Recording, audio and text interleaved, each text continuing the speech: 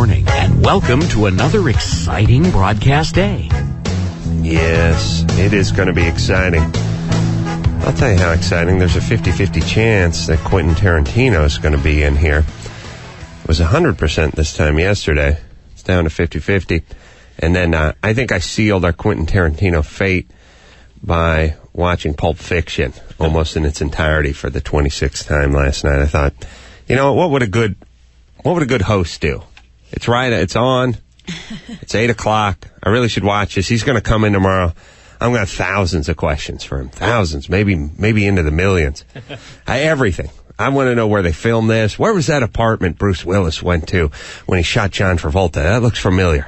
Whole thing looks like it was shot in my neighborhood. It's all sort of San Fernando Valley, Sun Valley. It's all very Valley-esque. So a lot of questions for Tarantino.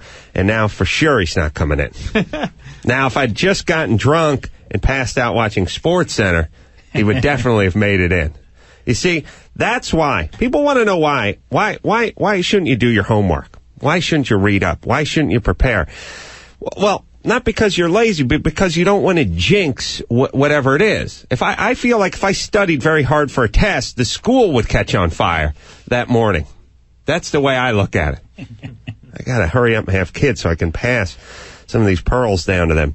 Dave Damashek is here. Rachel Perry is here. Hey. I got thoughts about a couple things, and then we're going to do something we've been talking about for, seems like years now, the Get to Know You segment. This is a segment I always find interesting. I'm always interested to find out the journey that brought people, the path that brought them to where they are. And it's usually different. It's a snowflake. It's a fingerprint. As many different people as there are is as many different stories as there are, which is interesting. It's also interesting that there's so many different people and no one looks exactly alike. Yes. That I know. Except for Ron, the engineer that wishes us good morning, and Al Franken. They look almost identical. Yes, and Ron, the engineer, and the animated character from the Family Guy who has a crush on the daughter at school, the super nerd, the AV nerd. Those two guys, those are the same guys, too. Someone told me that Ron looks like another animated character, too. Someone from Jimmy Neutron, whoever Jimmy Neutron. Oh, yes, got a little of that, too. Well, there is just central casting nerd template that they use when they do cartoons. They just when they draw a witch, they draw them all the same. When they draw a nerd, they draw them all the same. I think Ron's probably drawn a pretty good check just from doing the modeling back in the 60s as the prototypical nerd. But I am interested in hearing about how people got here, and I don't know how they got here myself. I don't know how. I mean, Damashek, I'm well aware of, but I don't know every detail of his story. And Rachel, I know almost nothing of, other than she's from Canada and she hates her parents. So let me say, hey, they're not listening, though. No, I don't hate them. They're just... You're lukewarm. It's I'll tell you what, I would rather my kids hate me than say who, or give a pause and go, yeah, no, I got nothing against them. That's what I don't want. I want that with everything. I want that with listeners. I want that with ex-girlfriends. I want that with my wife. I want that with every relationship I have, including the family, which is... I want them, when my name is brought up, I would rather them say, I hate that guy, than, Adam, Adam's Adam. I mean, I got no beef with him. Definitely you want that with ex-girlfriend. Oh, yeah. You definitely want, I hate that guy. That means you won. Yeah. If you get like, oh, he's sweet. He's still a sweet guy. Or worse, what I get. Oh, I got a shower. What was I thinking? Phone number, everybody. 866-901-ADAM. 866-901-ADAM. So, a couple quick things, and then we're going to get the Get to Know You segment. I decided, now those of you who've listened to me on Loveline for many years know that I have decided to ignore these left turn arrows, these red left turn arrows. The signals in the city, and they tell you they'd like you to move it along in the city. They always trying to figure out ways to alleviate congestion, yet every sign says slow down, buckle up and slow down. And then you turn on the news, and turns out that that the Highway Patrol is cracking down on speeders. I like that. Ironic that in a town that really doesn't move, the Highway Patrol has to crack down on speeders, and it's a news story. You're cracking down. It's like the Special Olympic referees are cracking down on dunking. Really? Oh. Is there a lot of jamming going on at that level? What with the alley-oops and the showboating? You don't want the tomahawk? Could I just do a two-handed jam, but you don't want any of the reverse tomahawk stuff, or what? Man, no 360s, no tomahawks. And none of that stuff where you bounce it off the backboard to yourself and then go with the five slam a jam. Yeah, the Special Olympics are cracking down on showboating and jamming. No looks, no round the backs, and no monster jams.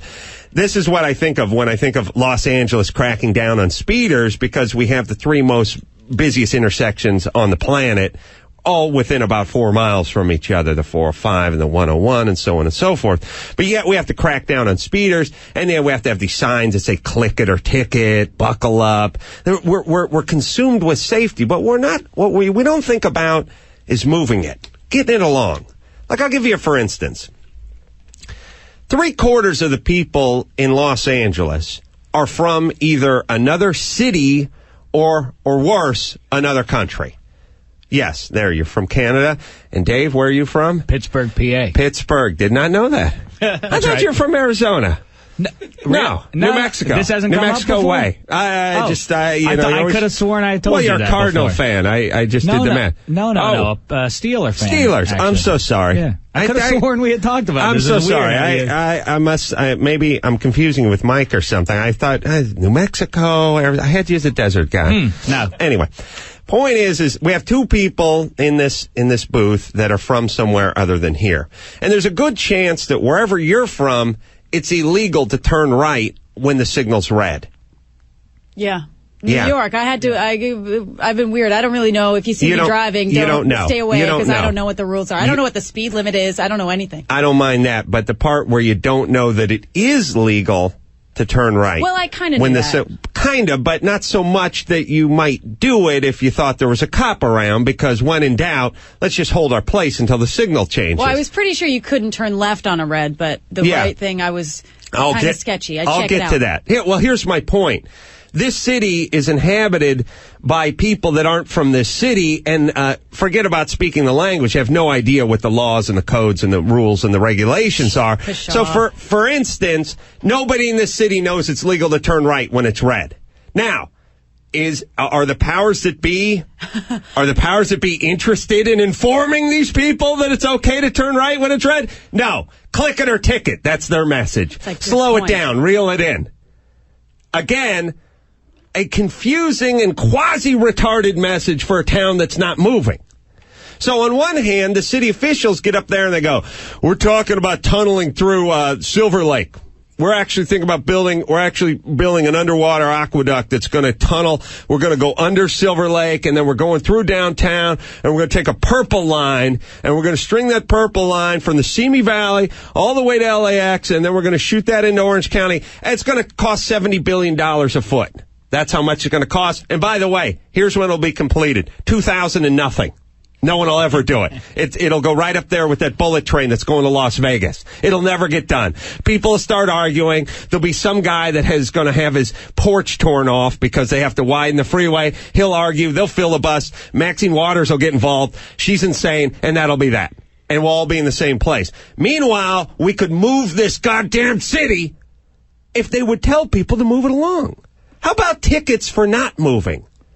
How about tickets for, instead of for speeding, it's illegal to go 25 on the freeway, but no one gets a ticket for that. It is illegal to sit at a red light and not turn red when it's clear, but no one ever gets a ticket for that. How about we give tickets for these things? How about we give a ticket to somebody who, when the left arrow turn, the green arrow, these people who sort of go about 4 miles an hour, they creep into the intersection. Am I allowed to go? Are cars coming from the other side? I can't. Yes, when that green arrow is on, that means you must go. You must proceed. How about how about we give tickets for the people that wedge themselves into the left turn lane and hold up their entire lane? How about we give tickets for people that hold people up rather than people that are speeding along? The speeder doesn't bother me. He's trying to get from point A to point Z, I think we figured out. Yes, and not B. That doesn't make as much sense. Too close to point A. Sure. Point Z. He's trying to get there as fast as he can. God bless him. He's got an airbag and a crumple zone.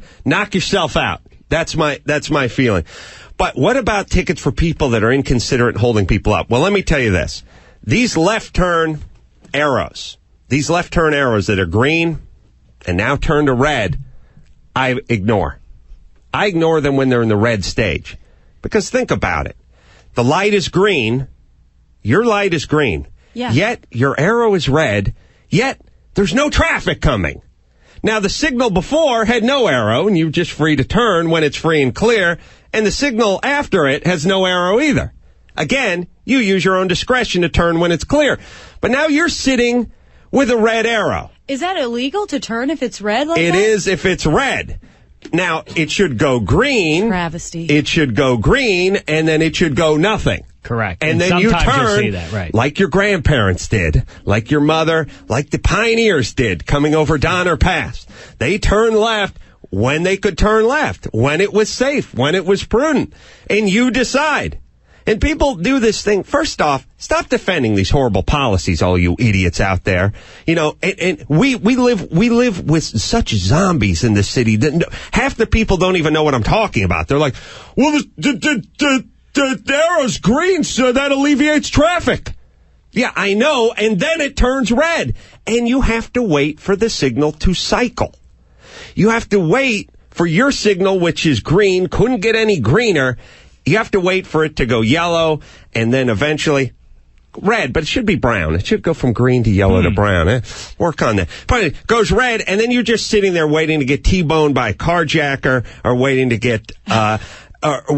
get rolled by some bum just sitting there in your car. So here's the thing. I just turn. And I've been doing it for years now. Never got a ticket. Don't get a ticket. You want to know why you don't get a ticket when you do this? It doesn't look illegal.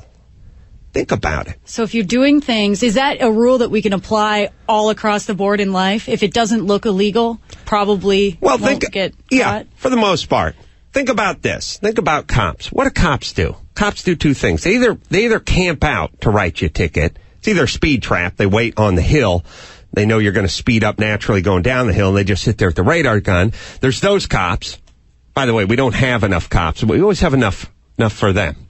That detail we got plenty for, but we just don't have enough cops. That's the other thing. Every 20 minutes, some city councilman says, we just don't have enough police. Someone says, the response time is like an hour and 45 minutes when you call 911. The line's busy. We don't have enough cops. Really? There were 6 of them holding a radar gun standing on Barham. I passed them this morning. They're all just camped out on the driveway up there. No? Not enough? What about those? Are they undercover? What are those guys doing over there? Point is not enough cops. All right. Ted handed me a note. Ted, you got to write. How big is that? How big is that note you're writing? Is it 8 inch? I'm sorry. 3/16? What about the camera at the intersection? Don't those get you if you turn on a red? No, that's a good point, but no, they don't. Or at least they've not gotten me. That's why you shouldn't have a front license plate. But I'll get to that in a second too. Point is, cops do two things. They hang out and they set traps, or they just walk around and they look for movement. They're just driving around in their cars looking for movement. If you're on the freeway and you blow by a cop, that catches his eye. If he sees you laying rubber or turning or running a red light, that catches his eye. They're almost like predatory animals. They're looking for a rabbit. They're looking for something to jump out in front of them. They're looking for something. The ultimate prey. Yeah. Man, if you think about it, if you think about every ticket you've ever gotten is either driving through a speed trap or you just do some swervy maneuver and there's a cop behind you. It's at night. You don't know he's behind you. The thing about driving through that arrow doesn't look illegal. If the cop's not parked right behind you, it doesn't look like anything. The whole reason it should be legal is why I never got a ticket. It doesn't look like anything. I just turn. It's the same thing I did at the intersection beforehand. To a cop, it doesn't look like anything. It just looks like the guy turned when the coast was clear. We need to all start doing this. Yeah. I know you guys are pussies and aren't going to do it. I've been doing it for 5 years. I have absolutely started doing it on my drive in here each morning at the intersection. I can even tell you, San Vicente and Wilshire, each and every morning. Now the cops are going to stake me out and watch me do it. Because there's an actual no left turn at San Vicente and Wilshire. There's like a sign that says... Do it. I turn. I do it. And that's the only reason I don't turn at that one. Let me. It said no. It said no with the line. Here's what we need to do. I'm the Rosa Parks of traffic. I find, ironically, word parks in traffic. She parked her ass in the front of the bus. You ever hear about the parks part of parks? Here's my point. I started doing this 5 years ago. I would like everyone in the city to do it, and then we'll clog the system. If there's tickets given out for it, everyone fights it, everyone does it. I will put you on my back and carry you like the bus carries the pigskin across Arizona. Steelers. Into Pater, I will carry you with me. We need to all do this. This is the only reason I ever wanted to do a radio show, is to do this kind of stuff. This is what I want us to do. Civil disobedience. And here's the deal. They have the technology. Have the signal turn red, have the arrow turn red during peak traffic hours. But at 5 a.m., does it need to be red? When I used to leave Loveline in Culver City, I'd just be there in Washington or Venice or something. It's the middle of the night. I can see the earth curving. That's how far I can see with no headlights in front of me. Yet I'm just sitting there at the red light, just sitting there at the red arrow with the light green, waiting for the entire thing to cycle. I say enough. Here's the deal. Are we lemmings? Do you need the man to tell you everything? You can't decide when it's safe? You can't decide when there's no traffic coming the other way and your signal is green that it's okay for you to turn left. And if you can't figure that out, then what's to make you stop when you enter the garage without plowing into your apartment? Where does it end? How do they know we're not going to just go buy a crossbow at the Big Five and a bottle of tequila and just take over a preschool? What's to stop us? What's to stop us? We have discretion. We're human beings. We have logic. We can think. Let's take this one back. Let's get rid of these arrows and let them put them on timers. They have technology. You're reclaiming this one for the people. I am, and let's get this city moving. You are a true American hero. How about this? Dig on this thought. This city, and I would dare say any city, but with the possibility of New York, which is moving a little faster than it needs to, this city, we could move this city along 25% faster without so much as pouring 1 foot of highway, installing one line, doing any monorails, doing any subways. We could do nothing. It would be a zero in the cost department. Zero, and we could move along 25% faster if we got it moving, if we picked it up. We treat it like a factory. We have no more square footage, but we got to speed up the conveyor belt. So you know what, employees? We got to pick it up just a little bit. Cannot be napping at your workstation anymore. You can turn right when it's red. Turn right. It's legal. Let's go. You have a stack of cars. We're on Highland at 6 p.m, and cars are stacking up behind you because there's one idiot up there that won't do it. What about the awareness campaign? What about the education for that person? Oh, no, we're just telling you to slow it down, put a seatbelt on.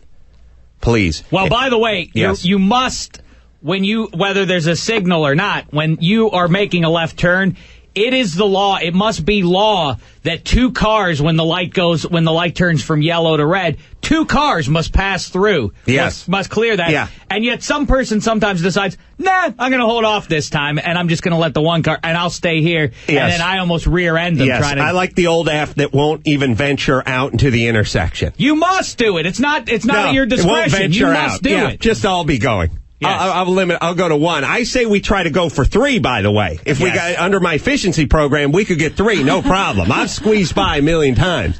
Yeah, just go drive down Western in Koreatown and see the 2 guys in the Lexus 400s, each going 23 miles an hour next to each other, like they're waiting for the pace car to pull off the track, and you can't get around them. We could speed this town up so much. It'd be easy. But are the people interested? Are the people in power interested? No. We're going to have to take it back. I drive through every goddamn left turn arrow I've seen in 5 years. So help me Christ, I've not gotten a ticket. I command everyone within the sound of my voice to ignore those and do the same thing. When it's safe. When it's safe. But how can we judge who? I'm not worried about you. Mm-hmm. Maybe Dave Damashek a little bit, but it's all the other people out there that freak me out. That I'm not trustworthy of their judgment of safety. How do those people know when it's safe to turn at an intersection that doesn't have an arrow? I don't know. That's got to be why they have lights. It's the same set of eyeballs. At an intersection that doesn't have an arrow, which is the lion's share of them, you turn when it's safe to turn. Yes. Here's what I'm saying. Everyone, conduct this experiment. I've done it many times. Sit in your car when the light is green and the arrow's red, and just hold your two little fingers up. Hold them up around your sun visor and block out that arrow. Now where are you? Well, now you're just sitting at an intersection, and inexplicably you're not turning. Even though there's no traffic, you're just sitting there. Do the two-finger rule. Do the Adam Carolla two-finger rule. Hold the two fingers up, block out the little red arrow, or if you want, I'll get a little ripe sticker from a banana, and I'll stick it on my windshield right where that arrow lands. And then you look up, and it's not even there. Now what, Rachel? Is it safe to turn? It's safe to turn. What about those people? I still don't trust them. You don't trust them? Then you have to take their keys away, because every intersection is this way. Do you understand what I'm saying? Of course. Well, how can you not trust them if the 5 intersections they turn left in without the arrow, they were fine in before they got to this one? Oh, I don't disagree with you. I'm not disagreeing with you even a little bit. I'm just saying that I was just making a point that some people. But there's a hole in your logic, is what I'm saying. Is if you can trust them to turn at other intersections, why can't you trust them to turn at this intersection? Oh, no, you see what I'm saying? You're right. The exact same rules apply. Yes, that's my right. point. That's why we should be ignoring it. And as far as technology goes, I know I got to take a break, Breska, but I'm PO'd here. As far as technology goes, put the goddamn things on a timer. You don't have the technology? Let me explain what kind of technology this godforsaken city has. Go take a little cruise down La Brea and hop a light. Just go plow through a hummingbird's ass beat go through Beverly after the light turns yellow. You will get something with a picture of you on it, along with the VIN number of your car in the mail 3 days later, because 3 strobe lights hit you and 5 cameras shot off in less than 1/10 of a second. I call that technology. See, the technology works just fine when they're making money. Keeping you down. Yeah, right. It doesn't work so good when it saves you time. Then they just become, monkeys with an abacus. But they're computer geniuses when it comes to busting your ass and raising revenues. I say, just please, people, ignore these.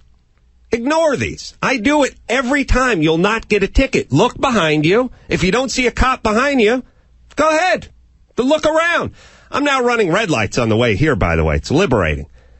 Red lights, back when we cared, in the middle of the night, the wee hours when we travel, they didn't go red. They blinked. They flashed red. Because they said, well, at 4 a.m, why does someone have to sit at a desolate intersection? There's no traffic on the street.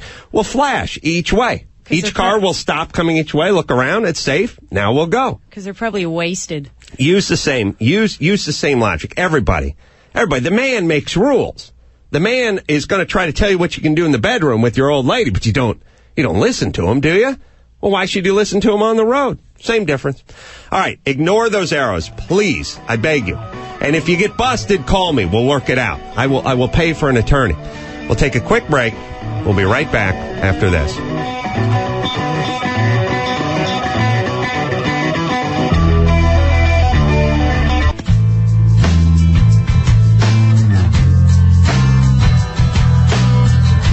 Hey, y'all. Adam Carolla here for GoldenPalace.net. If you enjoy gambling and you enjoy learning about gambling, then GoldenPalace.net's the place to go. You see, you don't want to go into a casino and get fleeced. And here's the thing. If you don't know your game, you will be beat by the game. Because they got the odds on you. And that's why you got to be smarter than they are. And here's what you do. You go to GoldenPalace.net and you learn how to win. It's a sport. Would you not agree, sports guy Damashek? Absolutely. Free blackjack, free craps, free poker, all your favorite games right there on GoldenPalace.net. The road to winning starts at goldenpalace.net. And this could turn your entire life around. Kids hate you. A couple divorces under the belt. Boss had an ass full of you. You know how you rectify the whole thing? Sports. I don't betting on it. That's right. I don't like to use the word ass and rectify in the same sentence, but you go to goldenpalace.net. Check it out today.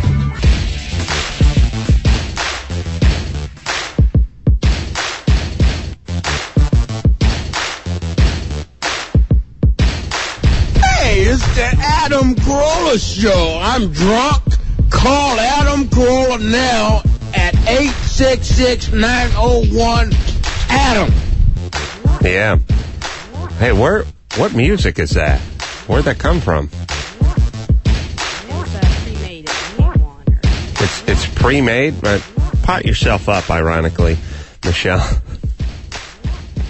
See, it's tough when you do it to yourself. Now you know how we feel. What is that music? What is that music? It was made in production. It's a rapper called K1. Yeah. Could you please burn it? Why are we using it? And how does this work? Not burn it. And again, I'm sorry. Not burn it so that you have a copy of it. Burn it. No. I mean, set flame in a biblical way. Right, yes. Yeah. Right. I wanted to clarify. Yeah, sacrificial, ceremonial, yes, right. In a druid kind of way. Right. Here's the whole thing. I really do. You know, no wonder we never get to anything. But I really have this theory in life. There's a lot of stuff we just sit back and take. Trail mix. Again, it's one of the things we don't really like, but we eat thousands of metric tons of it a year as a country. No one's ever proclaimed how much they love trail mix. Oh, it's great. You got the little raisins and the little M&Ms and the little flavorless sunflower seeds, all in the same handful. Nobody likes that. Everyone would prefer a thing of smoked almonds or some peanuts, but everyone just eats the trail mix anyway. I feel the same way about that crappy house background rappy whatever music. Nobody likes it. All right, it's gone. Nobody likes it, but in just a broader sense. Do you know anyone who ever says, oh, why can't we have more tech music behind more crappy automotive commercials or behind more traffic or behind... It's somebody made it the behind music, yet nobody likes it. Nobody. Nobody I know. And here's the other thing, too. There are cultural differences. Do we have to pretend like we're down with the black man 24 hours a day? Let's put it this way. Engineer Michelle. Yes. Fire up. Do you have any ranchero music? Yes, I do. You have ranchero music. Now, I'm going to give you an example of another brand of music that blows ass. That just blows huge buffalo ass. This is ranchero music. As white people, we don't have to pretend that we're interested in ranchero music, do we? This is a different culture. This is their music. It sucks. Right. Does anyone have to... We don't have to pretend, oh, no, I'm down. No. Are you kidding? Oh, no, Freddie and the Squeezers, I have them at home. They're awesome. Awesome stuff. No, man, no, I'm down. No one goes out and talks to their gardener and goes, oh, no, turn it up. No, I'm totally down with this. Yeah. I got my iPod loaded up with this. Loaded. I'm loaded for bear with ranchero music. I love this stuff. It's awesome. We're going to catch a concert at the soccer stadium. It's awesome. But when it comes to tech and rap and stuff, we as white people have to pretend like we're down with it because we don't want to offend the black man. Well, I don't think it's offensive to them. I don't think it's offensive to Mexicans that we don't like ranchero music. They like that. Well, let them listen to it. Tech music, I don't know who listens to tech music. I'm tired of worrying about their sensibilities. It sucks. I don't want to hear it anymore.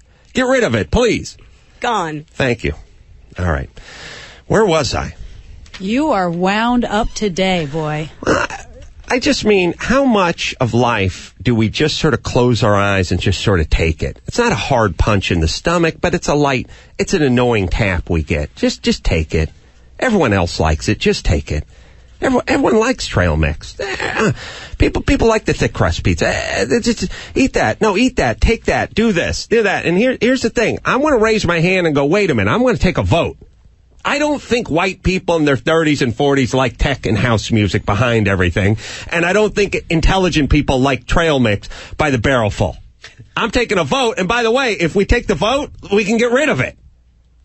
Thank you. I'll tell you, you know what's befuddling about that point that you're making is what confuses me is I don't know anyone. Hold on a second. I don't like flavored coffee. This is the next one. I just took a sip of the hazelnut. Would you take it? Damashek, take a sip of this. I didn't know. I poured it in. I thought we'd straighten it out. It tastes like somebody took suntan lotion and dumped it into hot water, right? Coconut. Tropical in flavor, which isn't a good thing. Yeah, here's what it tastes like. I don't know why it ends up everything by default ends up tasting like coconut when you can't figure out what it is. All desserts, all sweet things eventually just taste like coconut if you screw them up enough. But this tastes like somebody boiled some water and then took a shot of Hawaiian Tropic and gave it a quick, just a depth charge of that. Just put a tumbler. Please, does anyone like it? Again, okay, add flavored coffee to the list with the trail mix, with the tech music. Does anyone like it? And if the answer is no, or it's 99% to the one stupid Brusca percent that does like the stupid flavored coffee, then let's get rid of it. Why are we all slowly suffering? We're all dying on the vine. Oh, I got the tech music playing over here. I got the handful of trail mix, and I have the crappy coffee. It tastes like suntan lotion. Beautiful. I hate it all, but not enough to ever do anything about it. Well, I'm doing something about it. I'm standing up. I don't know about you two, but I'm standing up. I'm taking a stand. I'm with you, but here's the thing, though. I don't know anyone. I don't know. I've met no one in my life who enjoys Carey. You see? Yeah. So you think you could categorize her in that, but then her record is number one. This confuses me to no end. At least she has pipes, but watching quiet, Brusky, with that crappy coffee. I have to punish you now. Watching hazelnut. Watching that didn't taste like hazelnut, did it? I like hazelnut. It tastes like badly flavored water. That was actually Tad, dirty water. To take care of your coffee, but so I'm not going to take the blame for this. I can't imagine Tad screwed up, but I refuse to believe it, as a matter of fact. But yes, it just tastes like water with a little coconut oil in it. Mm-hmm. Here's the thing. Yes, Jessica Simpson at the People's Choice Awards, number one song in movies. These boots were made for walking. That horrible techno remake of a not-so-great song from 40 years ago that Jessica Simpson clumsily fumbles through is number one, everybody. Number one. The people have spoken. America loves it. America loves it. So you're right. Maybe we just have to move to your native Canada. Speaking of which, she's got Hollywood Happenings. Hey, Rachel Perry with her Hollywood Happenings. Hey, so Sean Penn in the news this morning during an anti-war gathering in Sacramento. Sean Penn claimed he's so stressed out living under a Bush administration that it's made it difficult for him to quit smoking.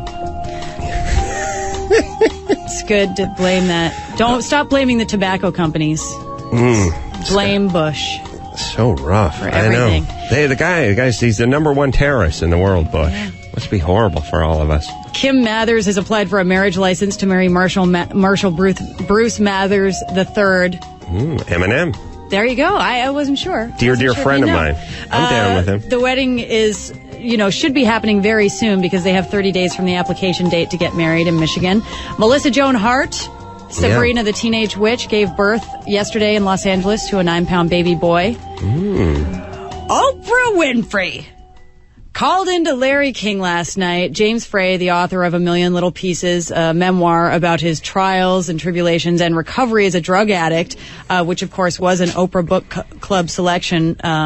James Frey was a guest on Larry King last night, and SmokingGun.com recently disputed the facts of his memoir, saying it was substantially fabricated. So James and his mother apparently very happy to hear from Oprah last night. I feel about A Million Little Pieces that although some of the facts have been questioned, and people have a right to question because we live in a country that lets you do that the underlying message of redemption in James Frey's memoir still resonates with me, and I know that it resonates with millions of other people who have read this book. So that's Oprah defending the man. Defending the man. I've got something else if you want to hear it that she says. She kind of stutters. So play me the other thing that you got there. So it's still an Oprah recommend, right? Well, I certainly do recommend it for all. For all of the people out there. You know what? I was really touched by the woman who called. Really, I think it was from Carmel. Yeah. Who said, as an addict, what do I do now? What do I do? Is this true? If you're an addict whose life has been moved by this story, are we done with this, by the way? No. All right. need to get here earlier. But the other thing we need to do as a country is stop reading books on drugs. I mean, aren't the libraries filled with shelves of these things? Do we need another book on addiction? Sorry, Dr. Drew, but do we? Do we? I mean, you know what you got to do. If you're strung out, you got to get sober. But are the answers in a book that hasn't been written yet, or one that was written last week? Doesn't it seem like we sort of figured this one out? I mean, we come out with a new weight loss book every 10 minutes. Didn't we sort of figure this one out several hundred years ago? Stop eating so much and start moving a little bit? Did we figure this one out? Yes. Oh, yeah, eat grapefruit and don't eat strudel. We figured this out. Did we not? Do we need... Isn't it amazing that we sell another book, that it makes the top 10 or the New York bestseller list? Another diet book? Another book about addiction? Another book about fixing your relationship? Doesn't seem like there's several 100,000 of these books that there could be nothing left to cover. And that, as far as that goes, same thing with the movies. How many times do we need to see movies about someone who is successful and then their life is ravaged by drugs? It turns out that if you start with the drugs, you But go in terms downhill. of repetition, if someone made Roadhouse 2, you'd be there tomorrow. Oh, yes. Okay. All right, Rachel. Of course, we were talking about it yesterday. Angelina Jolie's pregnant. The picture on the cover of this week's People magazine, did you see it? Yes. Tells it all. Yes. She is very pregnant. Yeah. I was surprised that, I mean, there's been rumors, but Yeah. she looks exceptionally pregnant than the last picture I'd seen. Nick Lachey said that when he was asked what he'd like, the qualities he'd like in his next girlfriend, he says, I hope that she'll at least respect my music. Ooh. Yeah. Jeff's Well, not so nice in that department. Well, it's tough when you're a prodigy like Jessica Simpson, or nay, the whole Simpson family. When you come from a musical family like the Simpsons, I mean, it's like Beethoven got together with Steinway, the magical piano company, and they just created some incredible. They're savants. I mean, they're amazing. You can't respect some guy from some boy band when you're one of the Simpsons. I mean, you're blessed when you're touched by the hand of God with the kind of talent, musical talent that these two have. There's probably other Simpson family members that are blessed as well. You can't expect to give respect to even if he is your husband. Yeah. Yeah. Don't need to respect your husband. All right. Yeah. So that's You all. cool? That's all for now. All right. Yeah. Not a big news day. Evidently. All right, I'm going to rail about traffic for about 4 more hours, and then you can welcome Frosty, Heidi, and Frank into the studio. Where the hell are we? We need to take a break, Breska? Yes, we do. All right, we will take ourselves a break. We'll be right back after this.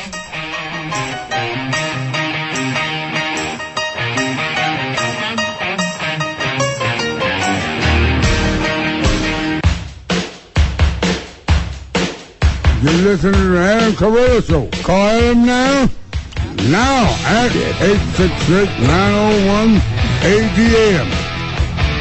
Yeah, this is my life, except for you change the lyrics living after midnight to living after 5:30 in the evening. That's my life. The great Kevin Nealon has now entered the kitchen area and is staring at me like a giant sea bass in an aquarium. We'll bring him in just a second. But first, phone call. Somebody from Phoenix. Greg from Phoenix. Hey. You just got a ticket for running a red arrow? Yeah. What happened? Well, I was traveling down Indian school, and there was no traffic, so I figured I'd take advantage of this little movement that you're trying to get across America, but it turned out to be a failure. Now, the light was green. The light was green. But the arrow was red. The arrow was red. And there was no traffic. Well, there was traffic, but it was a block down the road. It was a safe left turn. Safe left turn, and yet you got a ticket. That's right. All right, so here's stage 2. Stage 1 is we all need to do this. Stage 2, if we do get cited, and don't let Greg from Phoenix deter you. I've done it 5,000 times and never been cited, and I do not exaggerate. I've done it for 5 years, about 3 times a day, every day. If you do get cited, then we must fight it. That's how we do it. We clog the system. You have to fight this, Greg. You know, the problem I think I'm going to have here is I've gotten like 4 speeding tickets this year. Mm-hmm. This could stack the cards against a victory for us. Well, try fighting it, because that's your only shot. Otherwise, you're going to get too many points on your record anyway. There's a chance the cop might not show up and you win. Yeah, I've won quite a few of those over the years. I have this bad habit of collecting tickets for various reasons. All right, well, listen, here's the deal. I didn't know I was dealing with a felon on the lam. Well, you have to be a citizen, you have to pay your taxes, and then you fight. I didn't know you're running from Johnny Law. Well, I wouldn't go quite that far. You're a chronic perpetrator, yeah. 3-time loser. Here's the problem. I was picking up... All right, listen. Just fight it, please. And a quick coffee update. Big Tad, after I yelled at him to get rid of the warm suntan lotion that Breska seems to enjoy, maybe he just hates himself. That's a way of flogging himself, like he's in some horrible Middle Eastern culture. But after Big Tad poured me the Pete's coffee, he then dumped a ton of powdered whitener into the top of it, ignoring the milk that's in the refrigerator 10 feet away. And he filled it to the brim with the powdered whitener. So, of course, I had to dump that out and then go make myself my own coffee. Again, dumb people beat you on a technicality every time. Powdered cream, incongruous. Yes, and they don't even call it cream. They just call it whitener at this point. Somebody must have sued them for having the word cream in it. And it's just whitener. It's essentially like taking erasers and banging them out above your coffee mug. We will take ourselves a break. Kevin Nealon, the always funny Kevin Nealon, will be in here. We got news, we got sports, many more things. All that. Maybe Tarantino as well after this.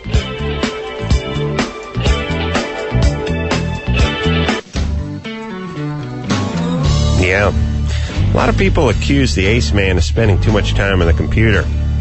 I have a chess game going with a guy, buddy of mine, never met, but he's a ham radio operator in Nova Scotia. It's been ongoing for 4 years.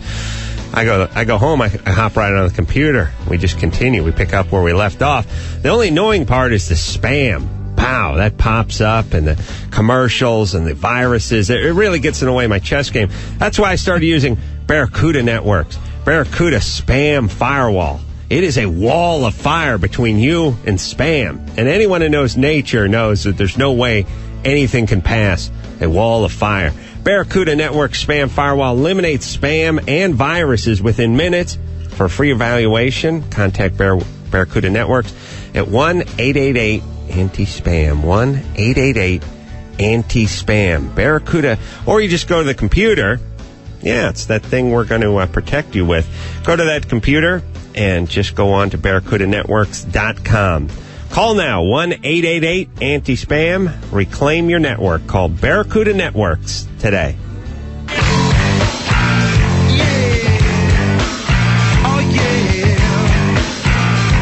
Yeah, man. You're listening to the Adams Carolla Show. Call Adams now at Red Hot Chili Peppers 866-901. Adam, yeah, man. All right, get rid of that one too. I hate the Red Hot Chili Peppers. Really? I really do. I don't even know why. Just don't like them. Really? I think they think they're cool. And anytime I think someone's cool other than me. L.A. like you, though. I figured, brothers. Not interested. Well, here's the thing about being from L.A. Unlike, being from Chicago or New Mexico. Where are you from? Pittsburgh, PA, yeah. You guys stick together. Here, it's every man for themselves. We're actually angry people that are from L.A., whereas you would like a guy if you found out he was from your native Pittsburgh. Sure. Kevin Nealon, the great Kevin Nealon, is in studio. Kevin, good to see you. Good to see you. Thank you very much. Please sit down, everybody. Please sit down. Kevin, I would like to call a dear friend. We've worked together on Crank Yankers, spent quality time in Las Vegas. Didn't we go see Siegfried and Roy? No, we saw Siegfried. Oh, just after the. Did we go? What did we do? We went to a gig or two. Did we not? I don't think so. I don't even know who you are. Oh, really? No. Wow. We did Crank Yankers, and that was great. I don't know why that went off the air. What happened? I thought it was funny. It was funny, but it was too expensive. Oh, the puppets. Yeah. Being funny doesn't keep you on the air. Surely you know that. Yeah, but couldn't you just do like the hand puppets instead of like all the... You think we could do like a Senior Wences type of thing? Yeah, just a little lipstick and a shaved hand. It would be awesome. I think you just digress from the amount of money you have and just keep making it cheaper and cheaper every year. It might make a comeback. You never know. Kevin is going to be at the Comedy and Magic Club in Hermosa Beach coming up, tonight through Sunday. And also, second season of Weeds, which comes back to Showtime in December? In December. No. No, it'll be. It was just renewed in December. All right, for a second season. Okay, there you All right, go. I'll come back. Yeah, it's a good show. I like that show. And you don't smoke pot, ironically, I right? don't smoke pot, no. And the stuff we use on the show, it's a lot of people ask. They say, "What is that stuff you guys are smoking?" And it's an herbal thing. And so is pot, though, isn't it? I guess. I don't know. Technically, if it grows, can it be an herb, or how do they define that? Something's a weed, something's a vegetable, something's a shrub. Well, one man's weed is another man's herb. So you smoke what? What is it? It's some kind of a herbal thing, and, I don't smoke, so if you inhale anything, and you're not a smoker, it can make you lightheaded and dizzy. So we're both smoking, on the couch, and we can't get off the couch because we're just so lightheaded, and we weren't sure whether it was actual pot or the herbal stuff, Well, back in the day when pot was just a bunch of twigs and leaves and stems and things like that, you'd smoke it and people would go, "Are you high?" And you'd be like, "I don't know. I think I feel something." Now, what you felt was hyperventilation. Yeah. You weren't high, you were hyperventilating. You're like, now stand up real fast. Do you feel dizzy? Yeah. All right. This is grade S. That's right. And, after the pilot, I had to sit in a car, during the pilot and smoke a lot of this stuff, and the windows were closed. And that night, I woke up and my throat was on fire. I thought, oh my God, I got throat cancer for this silly pilot. Just one day. Shooting a pilot. Didn't even know it was going to get picked up, and yet you're stricken with cancer. I don't know if I was talking to you about this before, Kevin, but pot was horrible back in the day. You had to smoke a trash bag full of it to catch half a buzz. And now the problem is it's gotten too good. Modern science has made it too good.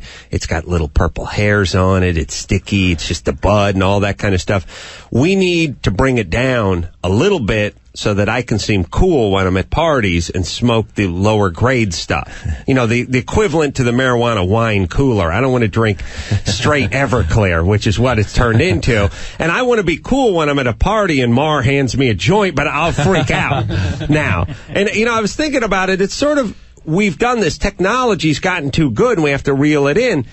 Take automotive racing. Take NASCAR. We have restrictor plates. The cars are going too fast. The technology got too good. The cars were going too fast. People were getting hurt, so they had to reel it in. We had to impose rules so that we could keep the sport alive. I'm saying you guys that are growing that crazy KGB hydroponic crap in your mom's basement, reel it in just a little bit. It's getting too good. It's turning into heroin. It's turning into like LSD at this point. I'm hallucinating. Now let's go back a little bit. You said that the pot now has purple hair in it? Purple. You ever open up a High Times magazine and look at one of those buds. It's 8 foot long. It's as thick as a cheese wheel. It's got all orange hairs and the crystals. There's crystals forming on it. It's winking at you. I mean, it's crazy what we've done with science. It's crazy what we've done with this whole hydroponic thing, and the stuff is too potent.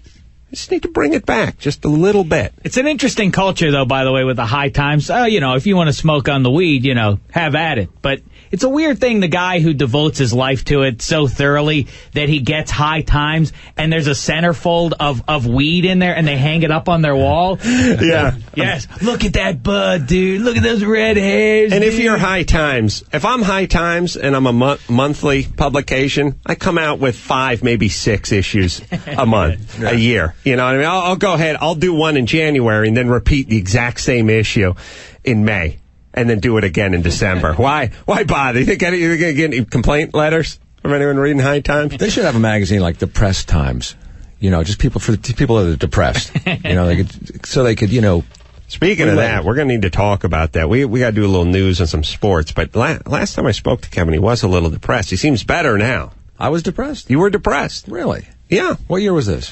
A year ago. No. Yeah. No. Yeah, you were down. Even Drew said it. I was high, but Drew wasn't, and Drew said you were depressed. But you're back. Oh, I'm back. I'm back, baby. Yeah, you're not happy, but you're not depressed. When I get depressed, it's only for like 10 minutes. But Kevin's got 2 modes. He's got depressed and not depressed. He doesn't have the happy. He doesn't have the third mode. He can either be not depressed is the highest he can shoot for. Rachel Perry with the news, everybody.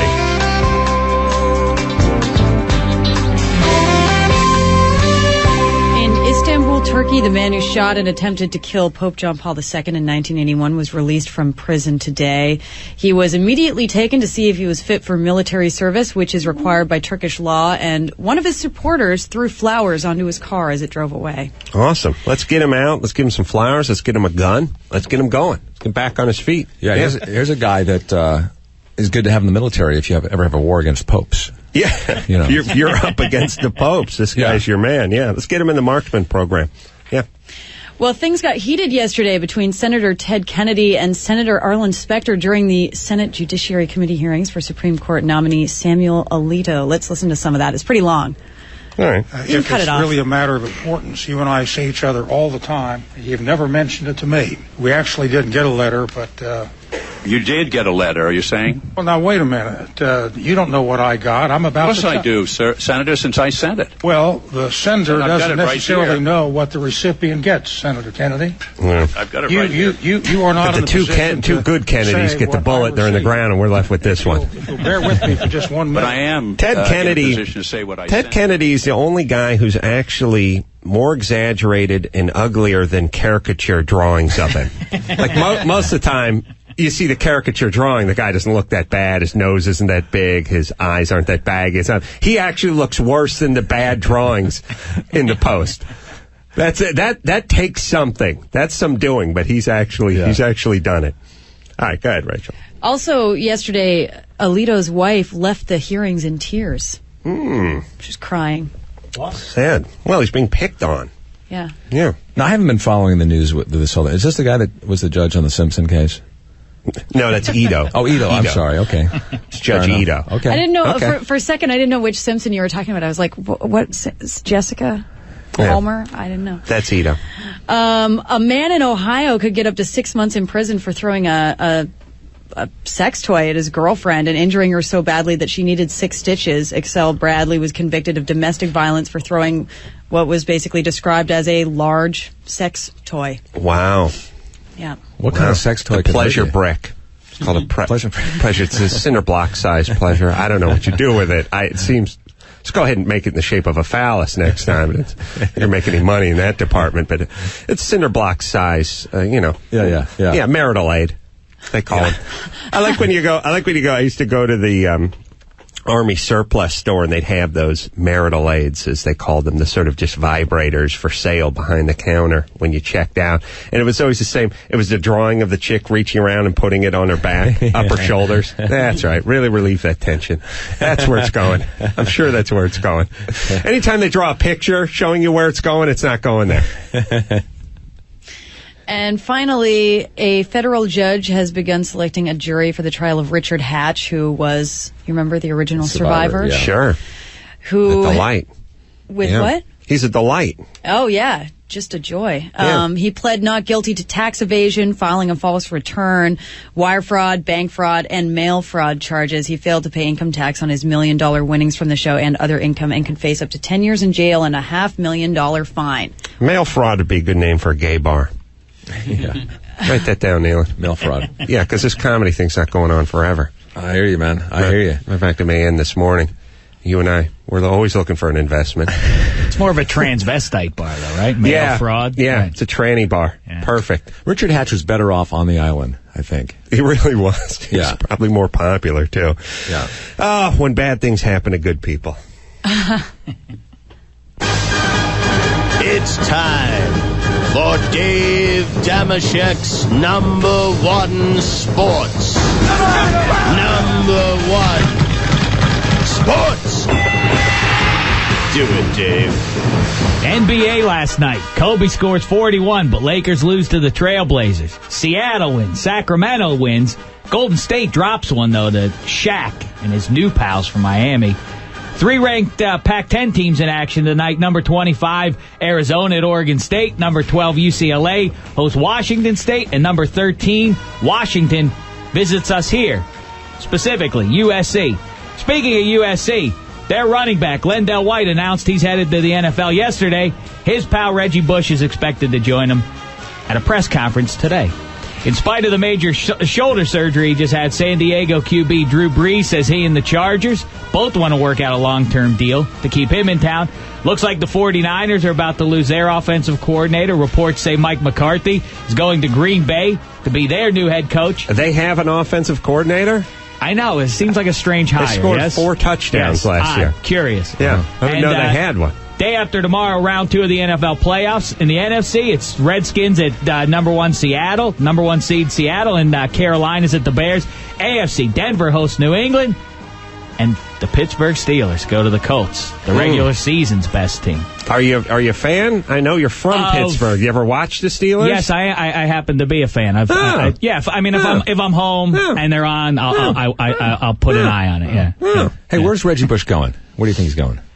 Well, they were saying that he was bound for the Houston Texans, guaranteed. But now, Houston native Vince Young is now putting pressure on them. He wants to go there. He wants to be in Houston, and he said, "Hey, I'm here. Take me." Literally, I think this is what he said. "Take me, Houston Texans." And now the entire city wants to have their native son, the hero. They want him there, but they already have a QB. Yeah. So I predict that Reggie Bush winds up in New Orleans. Poor fella. I think Reggie Bush is arguably the greatest running back from USC that hasn't stabbed his wife. Yeah, I can't argue with that. It's hard to argue with that. The other thing too is if you're Bush and you do end up in Texas, imagine how much pressure there is. You know what I'm saying? If you're not rookie of the year, everyone's PO'd because they should have taken Vince Young. Right. It's going to be hard to get out from under that shadow. Yeah, once you declare, I want to be on your team, and I'm from this city, and it will be a beautiful marriage for a decade or more. And then if you pass on him, and now he goes off to New Orleans and thrives, now everyone will hate you, will hate the organization for not taking you. Right. Yeah, Bush out of Texas, I say. Dave Damashek's #1 Sports. It certainly is. All right, we will take ourselves a little break. Kevin Nealon is here. I got things to play with Nealon. I think we may do a little motorcycle or gay porn. Yeah, we could do that. We may. You never know if Quentin Tarantino is showing up. Either way, we're going to do a little review of his movie coming up. And much, much more. All that after this.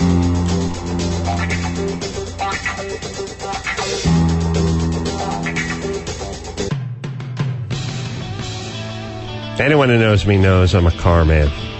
Not a 2-wheel guy, not a 3-wheel guy, not a 5-wheel guy. 4-wheel Carolla. That's what they call me in high school. In my book, that's the right way to do it. Yeah. 4 wheels. Yeah, I think my dad got me into cars early on when he bought that bone stock 4-speed Volkswagen Rabbit in 1976. That's where I was first introduced to the love of automobiles, a cheap bastard. Well, I'll tell you someone who does like cars. Chevy and GM. They love them so much they want you to have theirs, and they're lowering the sticker price on all of them. The MSRP is lowered on every GM and every Chevy. Go to Chevy.com and check it out for yourself. Chevy, it's #1. They got Corvettes, they got Tahoes, they got everything over there. If you need to get from point A to point what? Z, not B. No. Z. B too close, we figured out. C is too close. All the way. C is too close. Yeah, just point A to point C. Yeah. You do it in a Chevy. Again, go to Chevy.com. Check it out for yourself.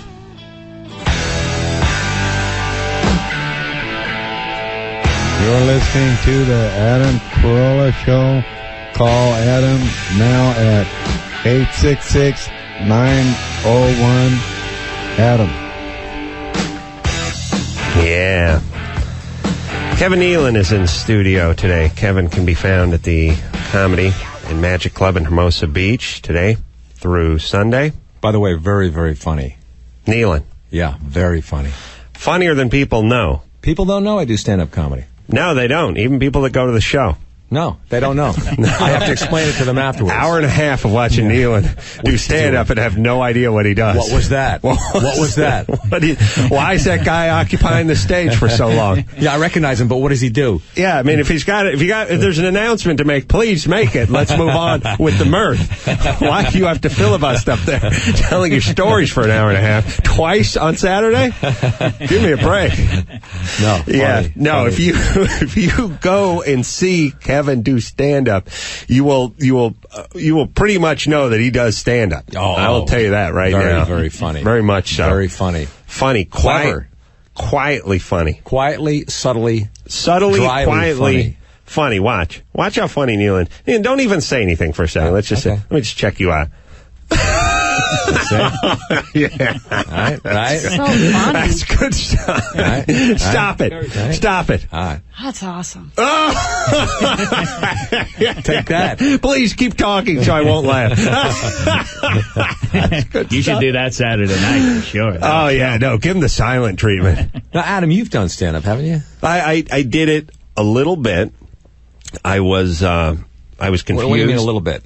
Well, do like a 2-minute set? I would go, okay, when I was like 20, I was remodeling a house in the hills next to Jay Leno's, across the street from Jay Leno's house. Now, this is 20 years ago, and Jay Leno's a working comic, but he's not Jay Leno at this point. But I sort of liked comedy, and I kind of recognized him out working on his motorcycles every morning. So I went over there right across the street after we finished work, and I would ask him, about comedy, about whatever. And he told me to go to the Deli Smoker in Studio City. I worked there. Did you? I did work there. It's got sawdust on the floor. Yeah. They had booths, none of them facing the little stage they set up in the corner. If you're a comic, you had to get there first and set up the mic stand.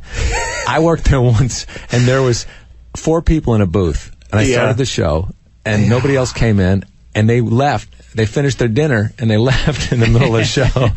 And there was some sort of pole that obviously some structural engineer had them add long after it was built that was directly in eyesight of the stage. So you had to work around this pole. It was like in the old NFL days when the goalpost was right in the middle. You just have to sort of work around it a little bit. But yeah, he told me go down there and do some stand-up, and that I did. And I hated it. I wasn't any good at it. I did it a couple times. The open mic experience, for those of you who haven't tried it, is humiliating. It is. It is a long wait. It's always run by a bitter comedian. Yeah, that's right. That's the best part. Some guy named Artie who couldn't make it to the main stage, and now he's in charge of the retards that think they're funny, and he's PO'd because he never did make it. So he's like, "All right, I'm going to put your thing in a hat. I'm going to pull your name and be funny for Christ's sake." Now look, I'm going to hit you, and nobody wants to hear stories. Okay, they want to hear jokes. Okay? And here's what's going to happen. You're going to get 3 minutes. You're getting 3 minutes. Okay? When the head of Eddie Cantor lights up, you got 30 seconds. Okay? All right, hit you with the flashlight. Tell your last joke. If you don't tell your last joke, we shut the power, we flick the lights, and we go home and sodomize your mom. All right, let's go. And let's be funny. Come on, guys. Don't tell stories. Tell jokes. Come on. Yeah. That's about it. And then you wait around. You wait around for and then, 6 hours. And then a bunch of his friends come in, and you end up getting on like at 1:30 when just the janitor's out there. Right. You're number 27 out of 30, but the problem is at number 26, Pauly Shore waltzes in and wants to test out some new material for an MTV program he's got coming up. So Pauly's just up on stage with a notebook for 45 minutes now, like... yeah. And you're just you're going, okay, what is he doing up here? I got 3 minutes I'm supposed to do. Where's his flashlight? Someone go light up Eddie Cantor's head over there, would you please? Point is, it's a miserable experience, and that's about all I did. But Kevin Nealon, and a lot of people don't know. A lot of people don't know it. Funny stand-up. Oh God, funny stuff. God. You don't expect it.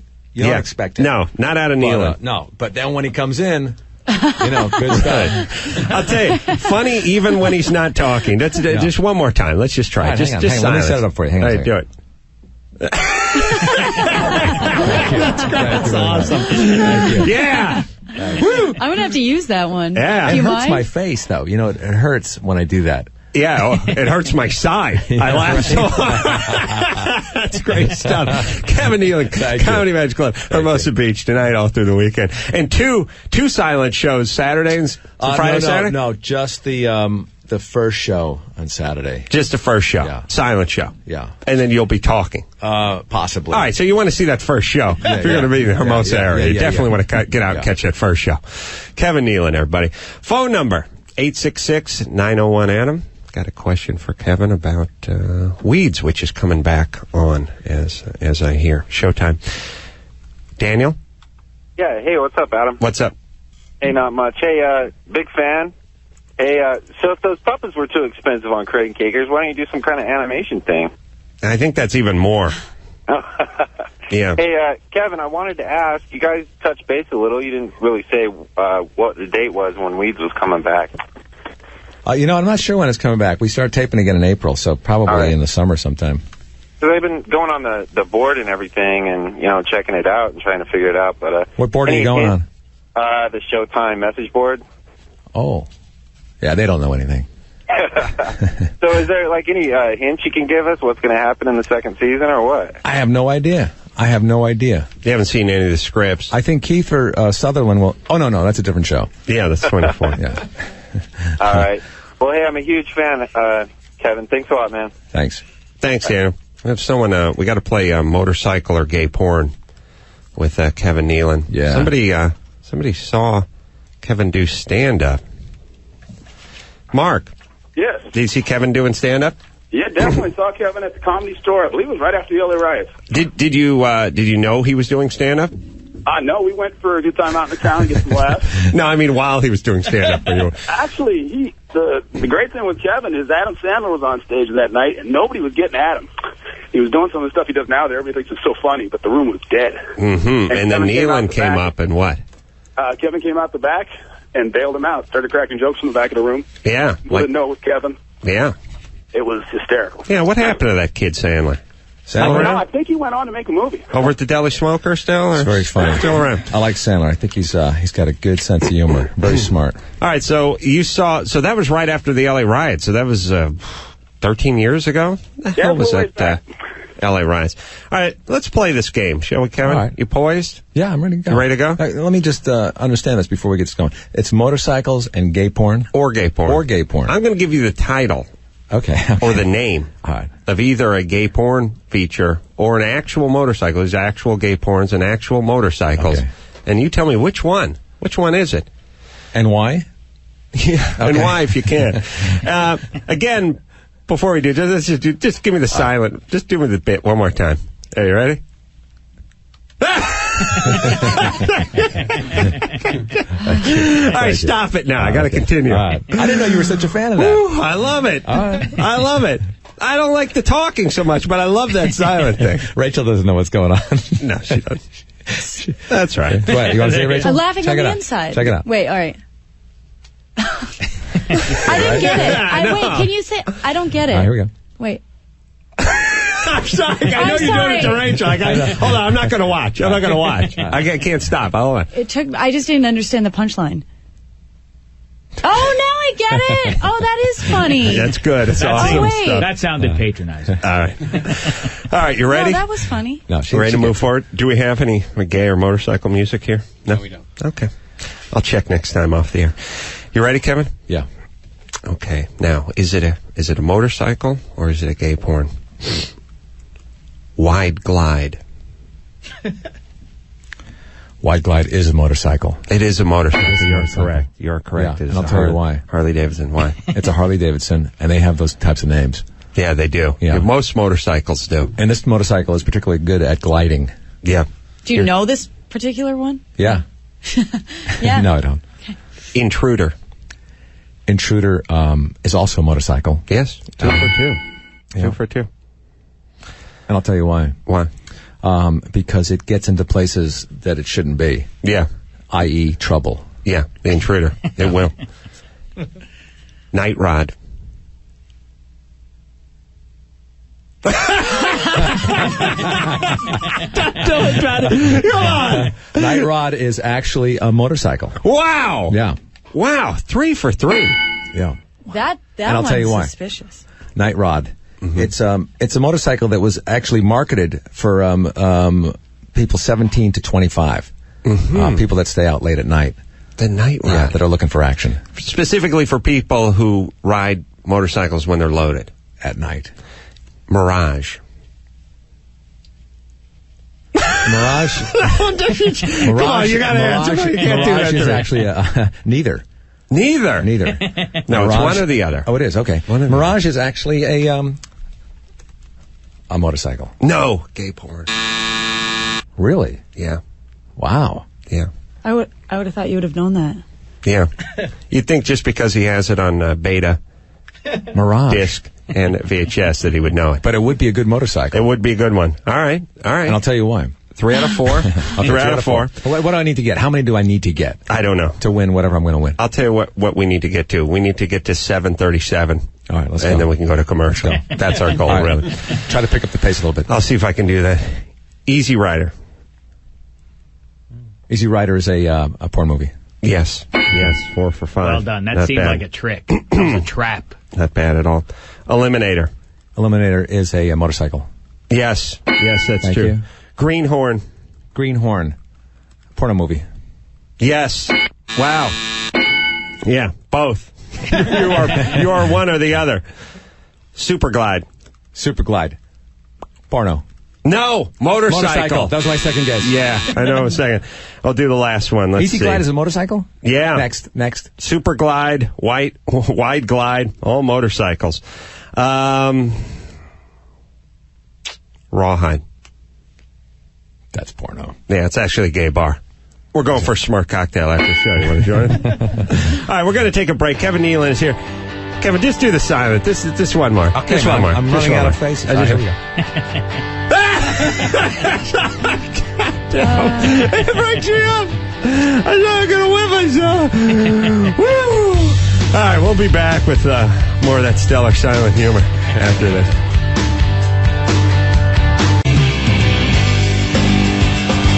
Brother P-Touch. It's called the Brother P-Touch.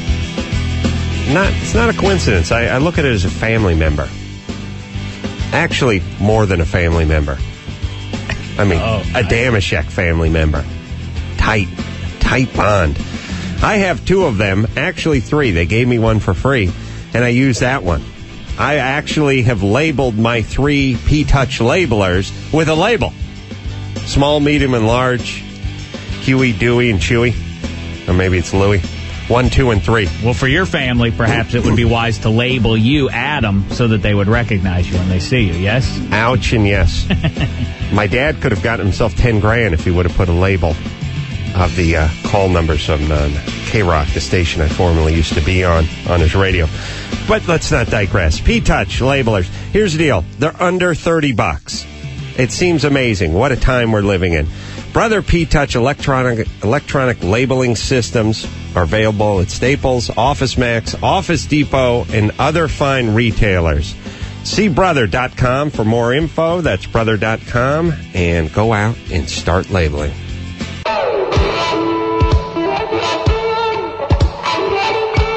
You're listening to the Adam Carolla Show. Call Adam now at 866-901-ADAM.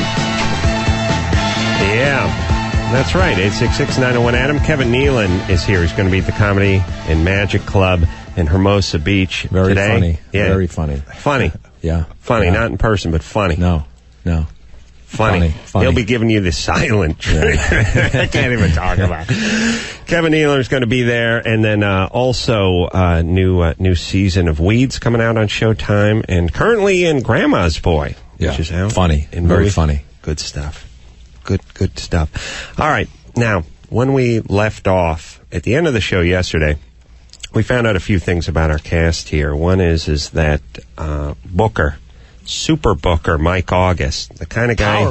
Power Booker, the kind of guy who can get Ron Popeil on the phone but can't get Quentin Tarantino in studio. And that's what you want out of a Booker. A 7-year-old blowhard with purple hair who's yelling about an egg scrambler, but not Quentin Tarantino in studio. That's what you're looking for. So we have Mike August, Power Booker, in here. He has not been laid in somewhere around 4 years, yes? That's the past, Adam. Let's talk about the glorious future that you're creating for me. Also, Big Tad, who has not been laid in 2 years. Yeah. 2 years plus. Okay, you can say that. Yeah. I would say you round down when it comes to, when it comes to income, you round up. When it comes to months or years since you got laid, you always round down. I'm guessing it's somewhere around 2 years, 9 or 10 months, right? Sure. Break it down, Tad, really. Is it closer to 3 years? No, it's 2 years. It is 2 years. Plus. Okay. Now, Big Tad has an excuse. He lives at home, and his mom works at a potato chip factory. Okay, my mom does not work there anymore. It was back in the past. She's retired. She's retired from the chip sorting belt. Yeah. And now lives at home full-time with Big Tad, which makes him pleasuring himself, considering the computer's in the family room. No, it's in my room. It's in my room. She got smart. Yeah. She moved it in there. Let the mountain come to Mohammed. She got tired of taking the pledge and the Febreze to that thing and said, forget it. I'm moving it into the kids' room. And let me just say this before we move on. A lot of people have roommates. They live at home. They get in these arguments. I remember when I was coming up, I had 3 roommates. And who's going to get the VCR? They're in college. Who's going to get the DVD player? Who's going to let your roommate have it? You go in his room and beat off. Otherwise, don't be the one who gets the DVD player in his room. He'll be doing his business in your room. That's the way it works. And I think Big Tad's mom understood that, yes? Yes. Many years of sorting chips made her a wise individual. Now, Big Tad hasn't been laid in a couple of years. Mike hasn't been about 4 years. And I noticed that there was a lot of super foxes running around in the sales area of the station. True. I don't know if it's a prerequisite, and don't be modest. Speaking of the microphone, pull it down. Be a gentleman, would you, Mike? Yeah. Sorry. Mike's been rude all day. Brittany's a sales. Brittany, how old are you, by the way? I'm 22. 22. Beautiful, pearly white teeth, long blonde hair, and a bosom that won't quit. What are you? Are you a solid C cup or D cup? I'm actually a solid C cup. Solid C. I'm proud of it. Solid C, and a natural solid C. Everything you see here. Everything is there. Blonde hair, it's a little touched up. Little touched up. Natural. All right. And a good, I don't even know what number to give you, but you shouldn't be selling things for a living. You should be the product. That's true. Yeah. I'll think about that. I would buy you in a second. Use you and take you back. Thank you. Yeah, be awesome. Say you didn't fit. All right. By the way, you can see the lovely Brittany on MySpace.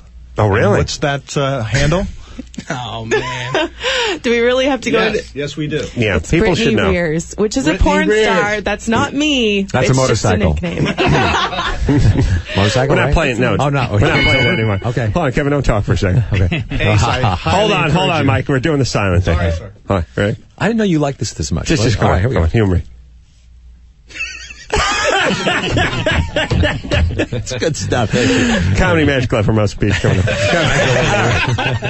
So the point is Brittany's is a fox, and we thought it would be nice if she went out and sort of put her big toe in each boy's pool, test the water, see how the dating went, what's going wrong, what are they doing wrong. For Tad, it's a little more obvious. For Mike, I'm not sure what's going wrong. Maybe this is some sort of self-imposed genital exile.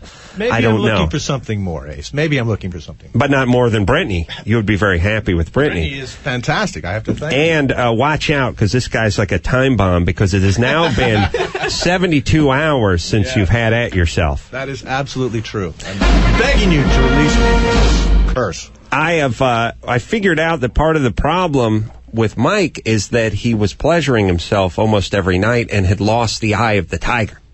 A man needs motivation when he leaves the house in the morning, and if you're draining your tank before you leave, you have no interest.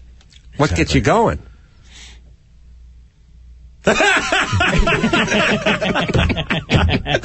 That's great stuff. All right, let's figure out and listen to what Brittany had to say about our 2 young candidates yesterday. Brittany, what number do we give? I'm going to give him a 10. That's Big Cat. Big Cat. Let me explain. Minus the 0. Yeah. Now, women. That was a joke. You girls have this mantra that you always repeat that it's the personality and it's the sense of humor. We know it's nonsense. Big Tad has a weight issue. Tad, how much do you weigh? About 325. About 325, and what do you go? About 6 foot? Yeah. About 6 foot. Yeah. And that's what's getting in the way of him and the ladies. But, Brittany, do you think you could ever see past that vast waistline into Tad's heart? I have done that before with guys that I've dated. I've never, I mean, if you looked at my past relationships, if you looked at the guys I've dated, you wouldn't necessarily say that they were gorgeous, or some of them not even good looking. I mean, I really do. I'm not just saying that. I go for personality and. But they weren't big Tad. They weren't big Tad. No, they had a little. They may have had a love handle on one side. Yes, but they were not big Tad. They weren't big Tad. Right now, could you ever? Is there enough booze in Southern California to ever really have you climb that mountain? You can never say never. So I couldn't say, but in the whole scheme of things, he's not really my type in general anyways.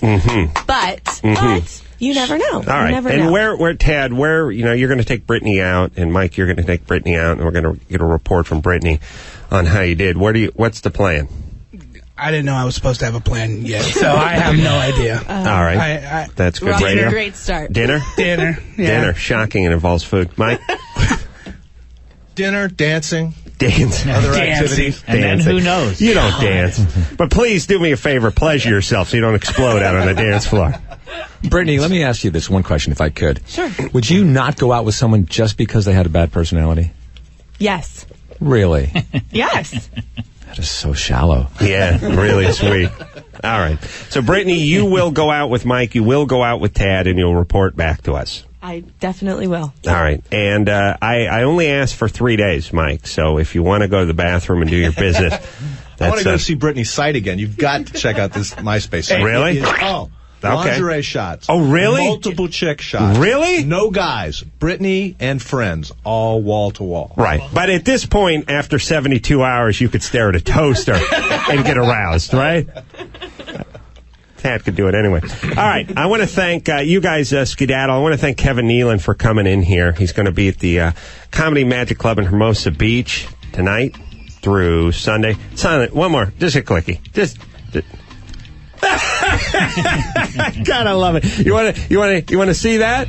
You want to see it? You go to Hermosa Beach tonight. Also, Weeds coming back on Showtime, and of course, Grandma's Boy out in theaters as we speak. We'll be back with news and sports and possibly Quentin Tarantino after this.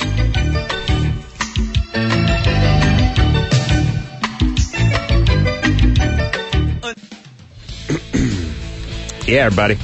Adam Carolla here, car guy. Chevy car guy. Chevy's lowered its sticker price. That's right.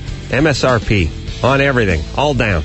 Impala SS's, Corvette Z06's. It really was. I was thinking about that last night as I tossed and turned in my bed in a puddle of flop sweat, and I thought to myself, really, the Z06, the Chevy Z06 will beat anything up to $100,000. Why should you lower it? It's already half the price of cars that it's twice the car of. Do you need to lower it? Well, the good people at Chevy say yes. All new Tahoes lowered, everything lowered. Absolutely every car, truck, SUV they build. Check out how Chevy stacks up against the competition, head-to-head. Go to Edmunds.com and click on Chevy, head-to-head. Check out the prices and specs of every one of them. Dave, I know you're a car guy because absolutely you're half Jewish. Well, I think Pittsburgh. The lowering of the price is just an indication you're dealing with Americans, not those phony foreigners in their cars. Yeah. Go American. Go That's Chevy. That's right. That's what Uncle Sam drives, a Chevy.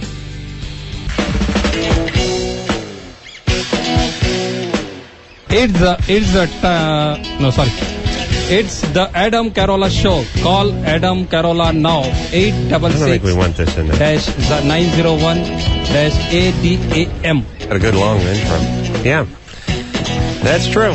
1-866-901-ADAM. That's me. Kevin Nealon has left the building. I wonder if he's not talking right now. Just makes me laugh just thinking about him driving and not talking. Funny cat. Speaking of talking, Samson? Adam. Carolla. Yeah. Come on. I'm sorry. I had this. I wanted to replace the pool game, the children's pool game, Marco Polo, with Adam Carolla. Carolla, was a plan of mine. Why not? This guy's had an 800-year run. Right. No one even knows what he did anymore. And he may not have done anything. This could all have been hearsay. Oh, he went to China and opened some spice route or something. Maybe. Maybe not. We didn't have video cameras back then. We'll never know. Point is that Adam Carolla, we do know, has done important things in his life. And let's just change the pool name. This will reinvigorate the sport for a new generation. Oh, and imagine the delight when my young children eventually get to the age where they can play their father's name in the pool. Adam, fish out of water. Awesome. There's only one way we can do this, and that's with your help. Go ahead, Samson. Should we try it again? Adam. No, you got to do it sing-songy. Oh, Adam. No. Hold on a second. Adam. Oh, yes. Hang on a second. One thing I learned when I tried to impose this on everyone is people did not know the cadence of Marco Polo, the game. It's Marco Polo. It's not Marco Polo. It's, now, fish out of water you spit out, but the Marco, you do it sing-songy. Right. Adam. Carolla. That's how it goes. All right. I am so sorry. Samson? Try one last time? No. Oh, okay. Tell me your story.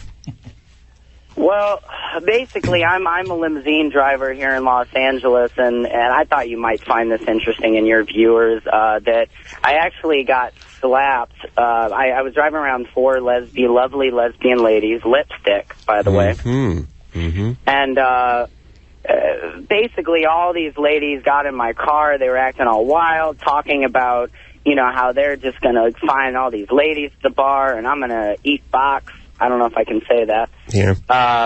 Best to ask before you say stuff and not ask after you say it, but go ahead. Yeah, my mother... Like, don't punch anyone in the face and then go, I don't know if I can punch you.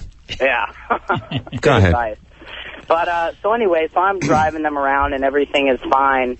And then basically, when they come out of the first club, these girls are raging drunk. I mean, they're taking shots in the back of the limousine off of each other. Their breaths, everything. And so they come out of the club and they start, 2 of them basically are puking now. David Allen Greer snoring, Mike, not that snoring. Go ahead, sorry. No, that's okay. And so basically I told him, I said, look, miss, you guys are my clients. I love you, everything, but you really have to throw up outside of the limousine. I said, because I'm responsible for cleaning it up. How much vomit have you cleaned in your days driving a limo? A decent amount. I've actually cleaned up diarrhea once, and I won't go into that story. Wow.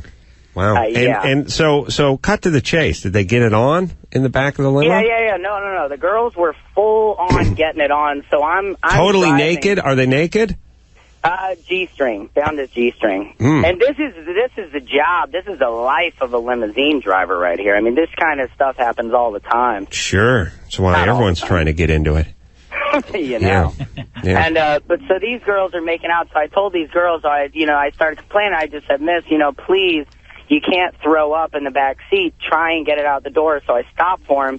And the lady was just very belligerent, drunk, and she started telling me, oh, it's because I'm black. And I said, no, miss. I said, that's my people right there. I said, of course not. And before I knew You're black yourself? No, but I'm then it's condescending. Then it's condescending. Yeah, but I'm a token white boy, so I've earned my stripes. Listen, is your name Samson? Yes, sir. But no P? No P. All right. Let me just ask you this. Please get to the sex part very quickly. Okay. But secondly, let me ask you an etiquette question. Yes, of course. Yes. I always want to put the partition up when I get into the limousine, but I feel like it's a slight to the driver. And I think he thinks I'm going to be, in there doing something weird with Kimmel. Something that, it's really, I just don't want him overhearing what we have to say. It's like when I go to a restaurant with a few buddies, I don't like it when they sit you down to next to that lone person who's reading, who can overhear everything you're saying. I just want to roll the thing up, but I don't want them to think I'm a snob. So what's etiquette?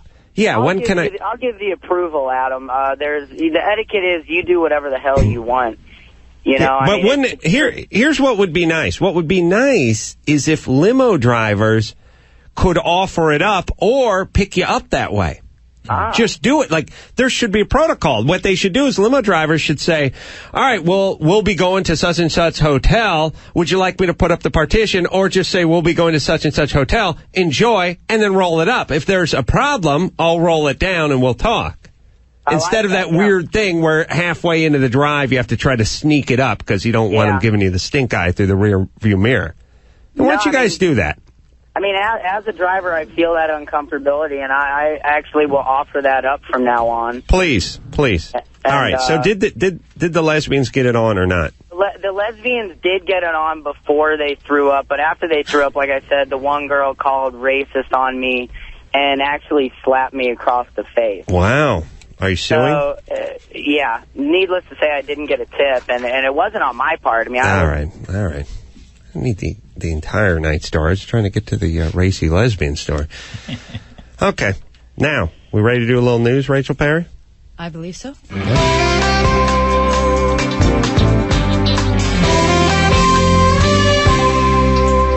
Well, things got heated yesterday between Senator Ted Kennedy and Senator Arlen Specter during the Senate Judiciary Committee hearings for Supreme Court nominee Samuel Alito. They clashed over some documents which Kennedy threatened to subpoena and just went off from there.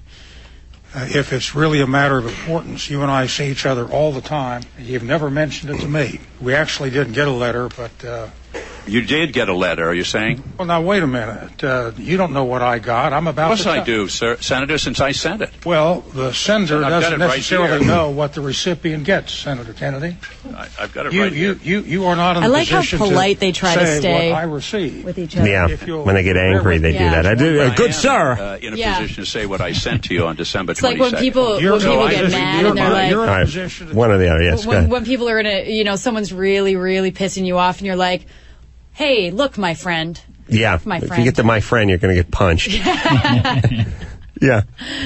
And if you get the, I would love to, you're not going to get any of whatever it is. Hey, I'm moving this weekend. Do you think you could give me a hand? I'd love, there's nothing I would, okay, just say no. Yeah, with all due respect. And then you get ripped. Yes, and then you get ripped. This is clash of the blowhard titans. Just two huge-headed white men just going at it on the floor. And, I don't know. Is there a shelf life for these guys? Doesn't seem like Kennedy's just been a fly in my ointment for many years. Let's just get rid of the guy. 40 years. Yeah. His head's too big. It's time for him to leave. Well, I plead ignorance. I'm Canadian. Oh, good. Nothing. Except that Alito's wife, Wussy, left the hearings in tears yesterday. Her name is not Wussy. No, it's not. It's Baumgardner. That's her last name? Yes. Oh. Baumgardner. She left in tears because her husband was being picked on. Being picked on. Long day of persistent questioning. Brought her to tears. I wonder, would your wife cry? No. She'd be laughing, yelling. You see? Now you know what it feels like. See what it feels like? Now you know. Yeah. A Navy jet with 4 passengers vanished 20 minutes after takeoff on Tuesday morning en route from Tennessee to Pensacola. The wreckage of the jet was found late yesterday in Georgia. There were no survivors. In better news, better and worse, a convicted murderer, death is occasionally so amusing. A convicted murderer on death row committed suicide. It gets funnier. Sorry. He left a suicide note saying that he feels that getting close to the other inmates on death row and then watching them slowly crack as they near their fate is worse than a death sentence. Yeah. Well, it is weird that anyone you're exposed to other than a guard and a chaplain is eventually going to meet their fate with the gas or the injection. So any buddies you have are going. But you know what's weird? These guys don't struggle too much. You know, when they actually take them to the gas chamber and they just sort of come get them, nobody they never report that guys are hanging on to the bars or they have to struggle or wrestle with the guys. There's a certain point, I think, when you just accept it and you just let go. Kind of like when you know you're about to have diarrhea in the back of a cab. Yeah, when you're riding in the back of that limo and you just got to go, you just accept it at a certain point. That's a tough detail. Okay, do you want some birthdays? Yeah. All right. Well, I'll give you some interesting ones, and then I'll give you the who's older. All right. Rob Zombie's 40 today. Heather Mills McCartney, 38. Zach De La Rocha from Rage Against the Machine, formerly of, 36. Why do we care how old these people are? Roca? Because we got 4 hours to kill. That's why we care. Oh, all right. Okay, Almond Roca, delicious. Maybe the best candy. It reminds us of food. That's why we care. I got 3 people.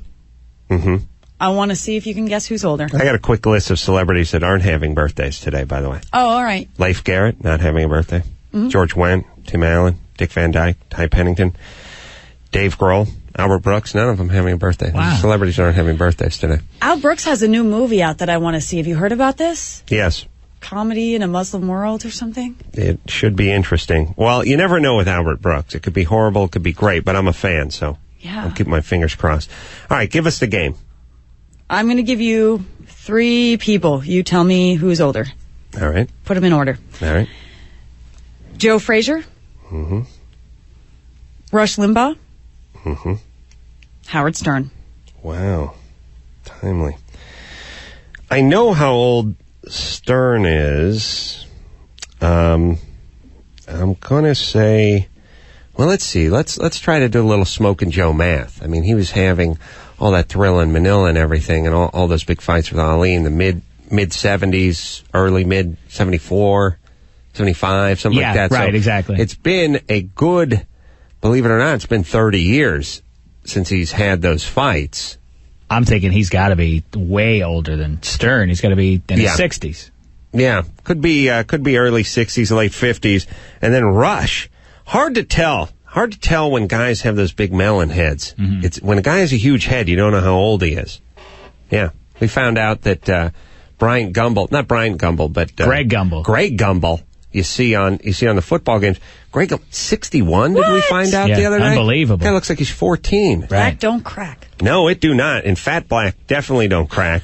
And he always cracks me up because he looks like a claymated character from a biblical tale that I saw when I was young. Yeah, like Davy and Goliath. Yes, it's Davy and Davy's Goliath. best friend. Yeah, he's the token black guy from Davy and Goliath. All right, so Howard Stern. I know how old Stern is. I think Stern is 51. Could be coming on. Oh, it's his birth. Is it his birthday? Yeah, that's the point of that's the the point. that's the Yeah, point of so the I'm going to go list. 50. I'm going to go 52. Rush. I'm going to go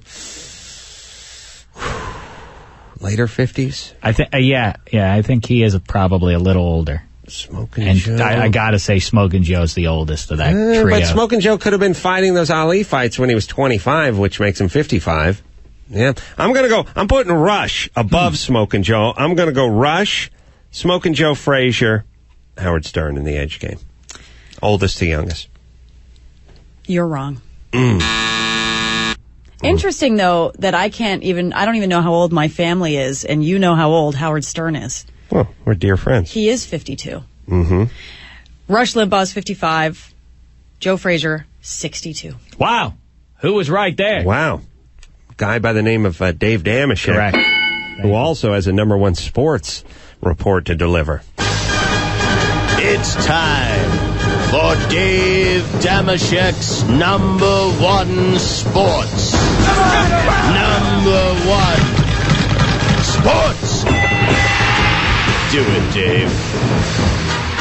Yesterday, USC running back Lendell White announced he's heading to the NFL a little early, and today his pal Reggie Bush is expected to announce he's going pro. Mm-hmm.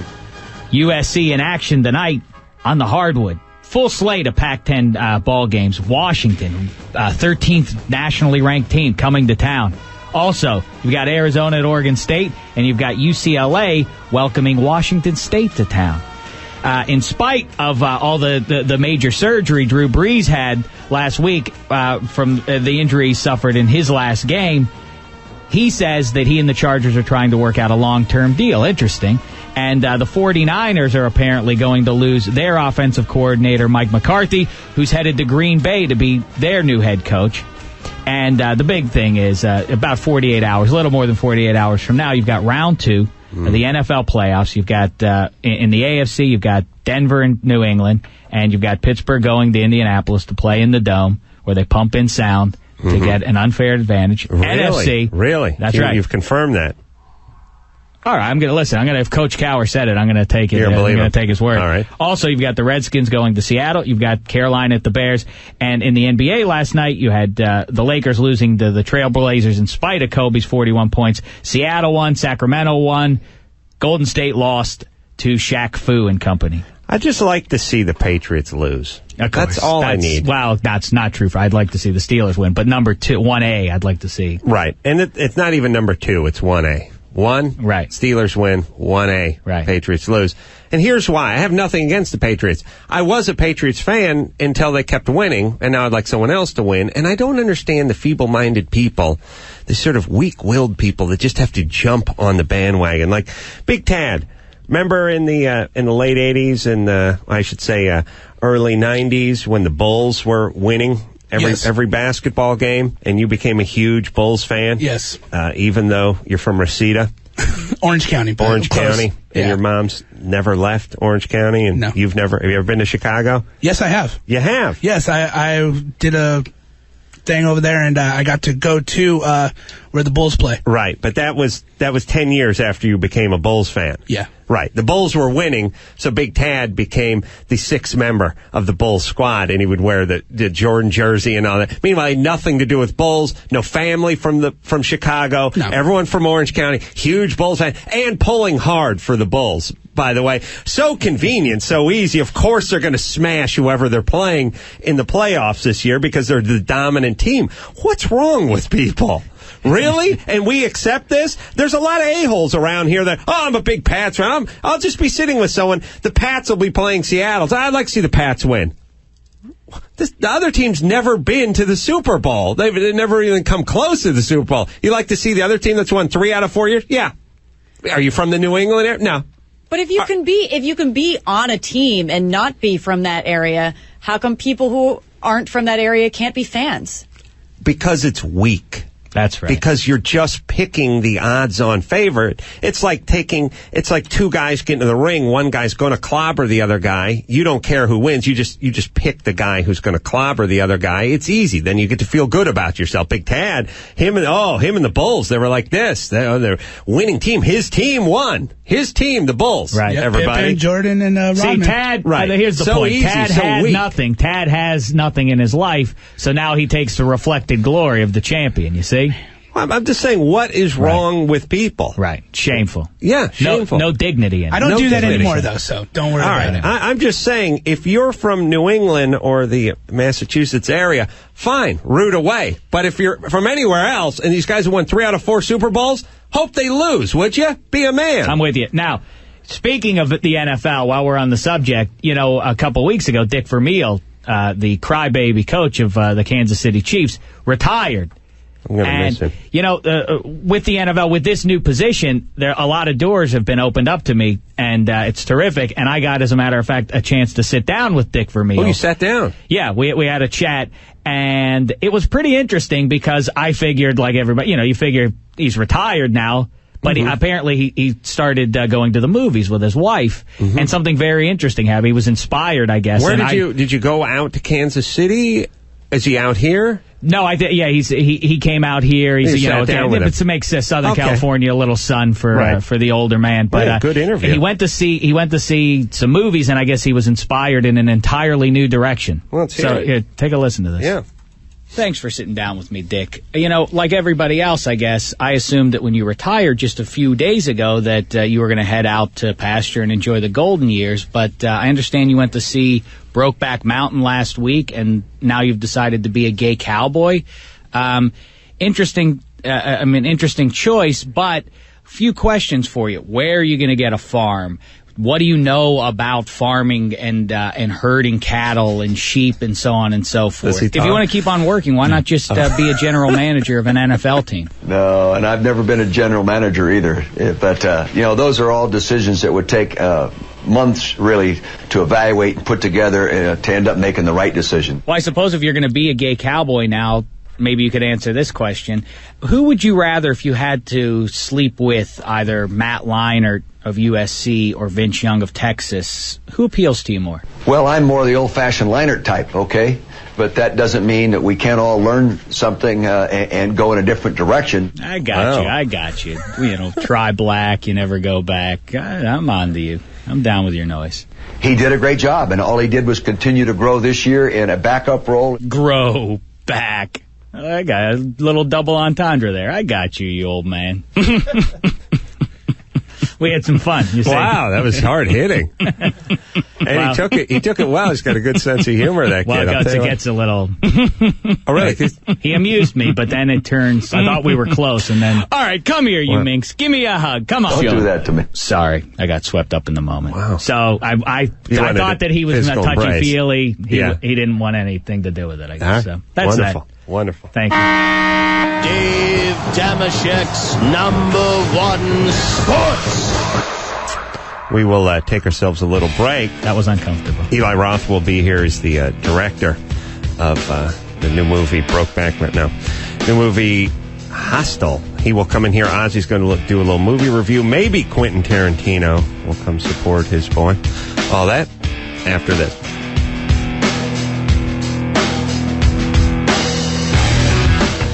Stay home.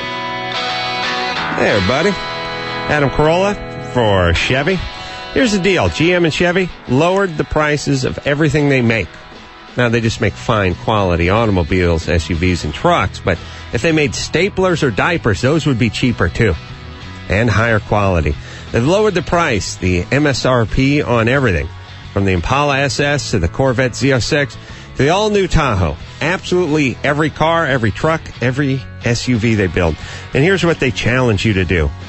Go to Edmunds.com, click on the Chevy head-to-head, and see for yourself. Check out the prices and specs on every single one of them. That's how confident Chevy is. If you do, you'll find that Chevy is America's #1 brand. Yes, America's #1 value. This really is an American revolution.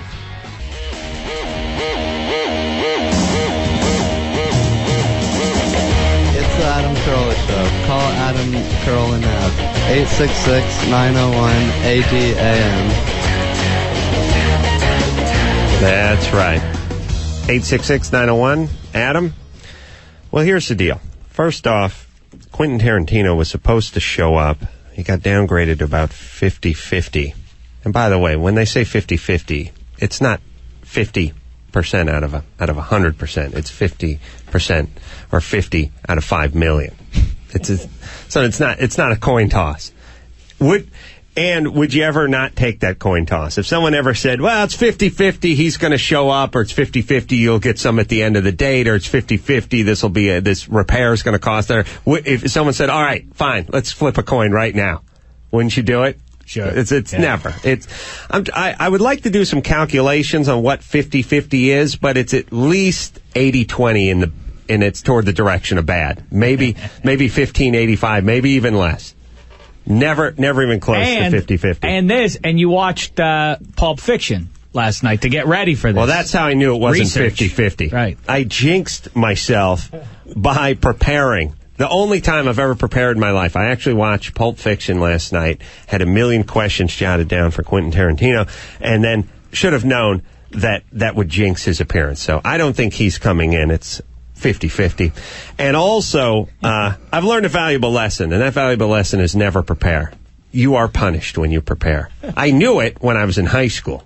I knew it when I did my 1 year of junior college before I got put on academic probation, but somehow I lost it. Yeah, we had like 4 bits ready for him, too. Both these guys, Eli and Quentin. Right. So, well, all that preparation. Wow, there's the some other good news. Yeah, now Eli, who is the director of the film Hostel, was due to come in here at 8, but it's now 8:30 and he's not here yet, so I just said call him and scrub the mission, because if Tarantino's not going to show up and you're going to show up a half hour late, screw you.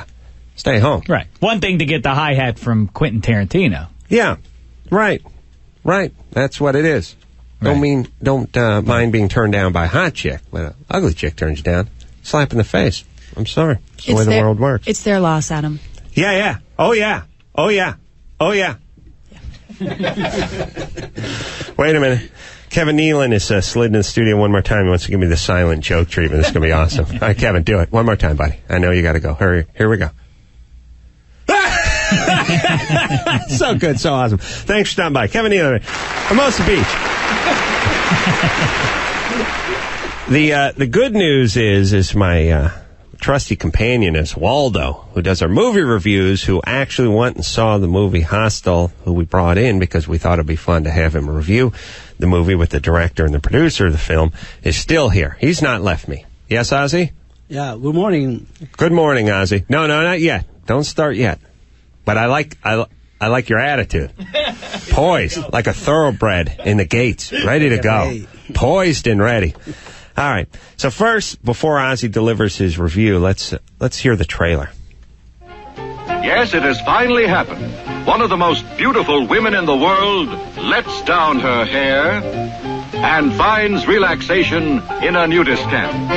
I think these kids are backpacking for Prague or something. Famous movie queen, Mike, you might have the wrong one queued most up. Amazing story ever shown on the screen. I think it's about a college student's backpacking through Eastern Europe or something. Oh, do you have it? All right, let's listen. Hostile, everybody. And they ride hard, no matter what they're mounted on. The miniskirt mob.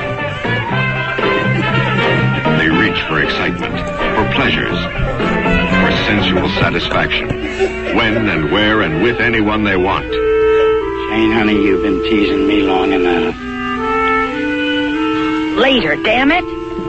Shane, leader of the miniskirt mob. I think this is cool-headed, hot-blooded. I think this is mob who called the can't bear to lose miniskirt anything, mob. Especially a man she thought she owned. Mislabeled, I think. You don't We have. have received a complaint from this Do we have a lovely hostile young trip? lady Hang on a second. that you have left her. Yeah, I think this is an old movie. This I is think Tarantino's last picture before Hostile. Yeah, this is the miniskirt. I think this one's called the miniskirt. This one's called the miniskirt mob. I don't think that's Hostile either. Right. I know we got to label these things. I know. We'll talk about it after the show. I think I got it. You think got it? I got Okay, it. let's give it a shot. Why do young girls misbehave? Is punishment the answer? Welcome to our country club, ladies. This is the last stop on your tour. Here they are, the loveliest girls in the history of socially conscious cinema. Reformed school girls. That's different too. That's another. I just wanted to hear it again. Oh, okay. Yeah, I just like that. What happened at Windio? Are innocent. I saw the Plasmatics at Perkins Palace in 1982. That's how hardcore I am. Windio out there had her had just Band-Aids on the nipples. Got the chainsaw out. Chainsawed the guitar in half. There was one of the most disturbing parts of that show. Windio was the chick who starred in that movie. She's dead now. That's right, yeah, she did Something that. happened to her. I think she killed herself. She looked great in a leather bikini and used to be in a band called the Plasmatics, like a hardcore punk band. And one of the guys, we were in the front, we're in the pit, we're in the mosh pit because we're hardcore. We're like 16, stuffed into that mosh pit. And so we're right down at the bottom of the stage.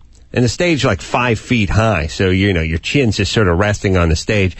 And the bass player for the Plasmatics was wearing a tutu with army boots and fishnet stockings. But one of his nads had popped out of the tutu and was being pressed tightly between the fishnet stockings and the edge of the tutu. So he was at the edge of the stage. Of course, when I looked up, I just saw that pressed nut the entire concert. And it was a weird look as the skin, as the fleshy sack skin tried to push through the fishnet stocking. Of course, it wouldn't let it, but it tried. Oh, that was a good look. Good look for a young 16-year-old Adam Carolla. And it probably shaped my sexuality, looking back on it. All right. The great Oswaldo is here. Ozzy, yes? Yes, I'm here. Okay. Ozzy's here. He's going to do a movie review. You saw Hostel. Did you find it disturbing? Yep, I find everything. You find everything disturbing? Yep. Okay. Thanks for the energy. Ozzy is here. Ozzy will review this after this. All right. Go ahead, baby.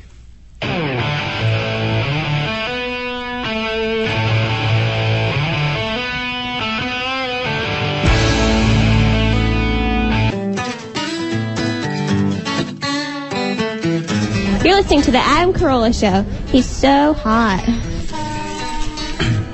Yeah, she must have seen an old picture.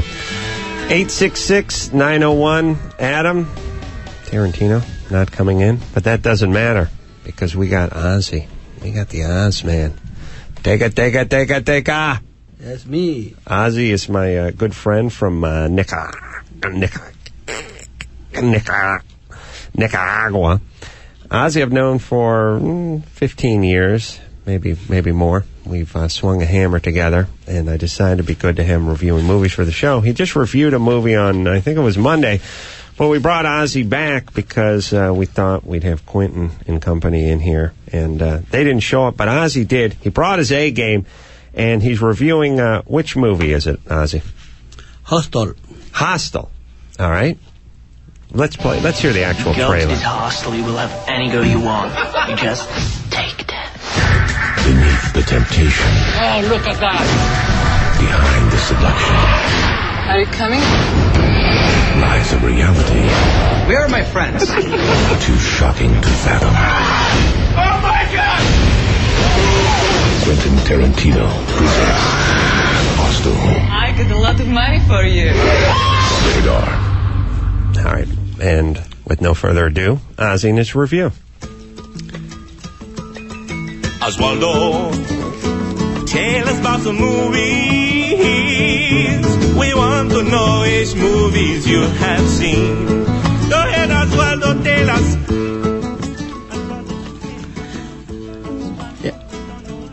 The movie I was for this review is Hostel. Hostel.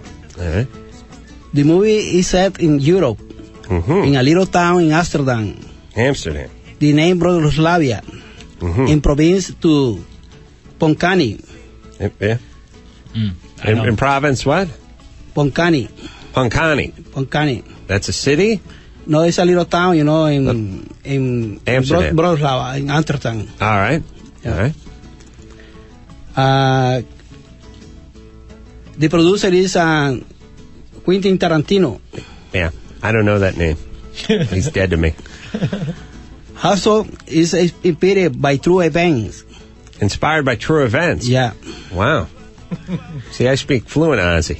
You really do. Jay Hernandez, who played Paston, is the hero in this film. Oh, yeah, he was in yesterday. Oh, yeah? I miss him. Good looking. As I've said before, Ace, you are the Han Solo to Ozzy's Chewbacca. You really are. Thank you. The other human beings don't understand, but you translate, yes. Yeah. Well, it's like I've said before. It's like you and your dog, you don't speak back and forth, but you know what your dog wants. Right. Not that Ozzy's a dog, but you know what I'm saying. I know when Ozzy's hungry, and I know when I have to crap him. As a matter of fact, we got to go. Keep going, Ozzy. In this film, this release, the system in the town all around corrupt government, police, people who work in the hostel and love the people, in the town. So a lot of corruption in the town. Yeah. This film is about two college guys looking for summer fun and diversion. Diversion? Yeah. Well, diversion. Fun and diversion. Wow. That's a big word.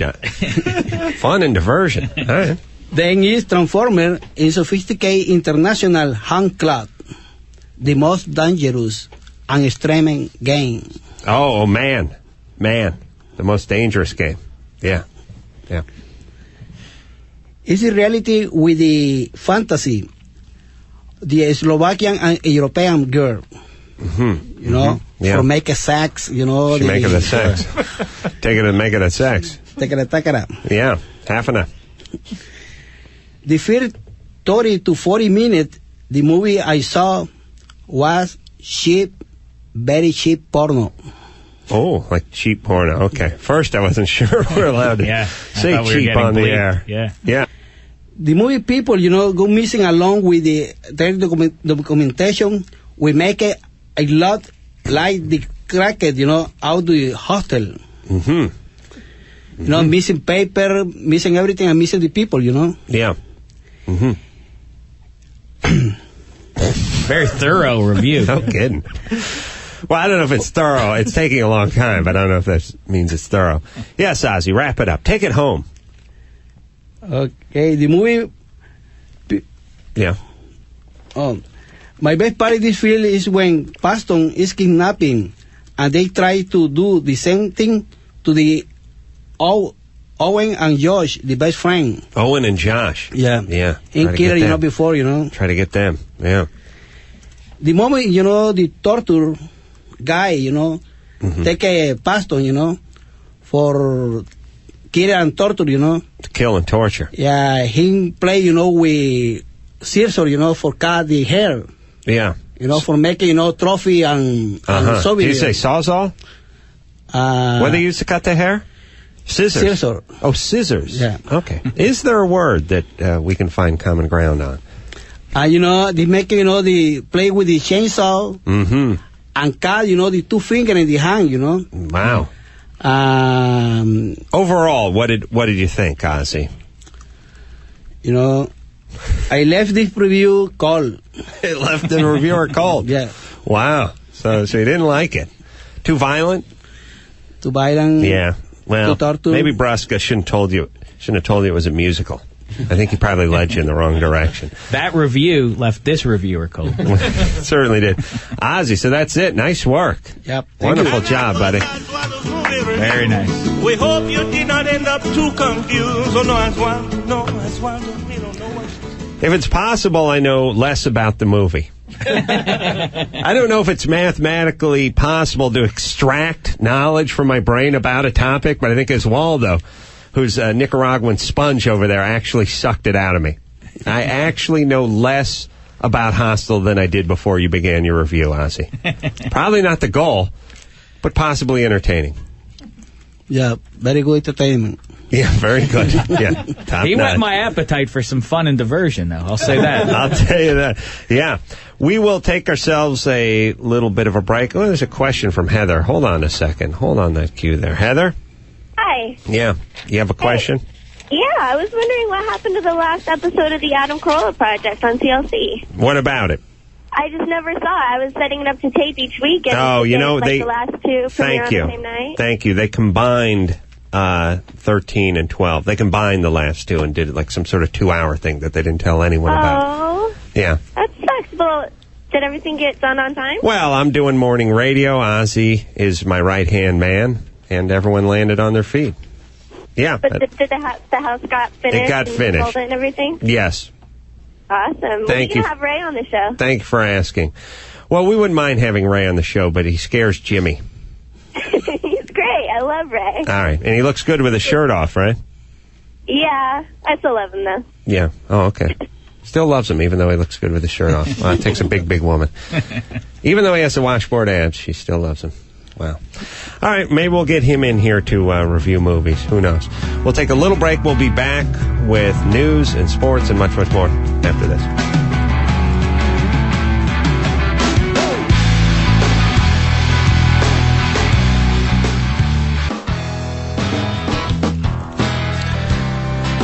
Adam Ace Carolla here for our Chevy and GM.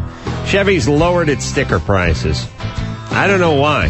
What? I would raise them if I was Chevy. They've raised their standards. They've raised their quality. They've raised everything, but they've lowered the price. The MSRP on everything is lowered. The Impala SS Super Sport, Corvette Z06, 0 to 60 in somewhere around 4 seconds. That is world class, my friend. And the all-new Tahoe. Absolutely every car, every truck, every SUV they build and build with pride and quality. Where, Dave Damashek? Where do they build these vehicles? Chevy. Yeah, where though? Where? What country?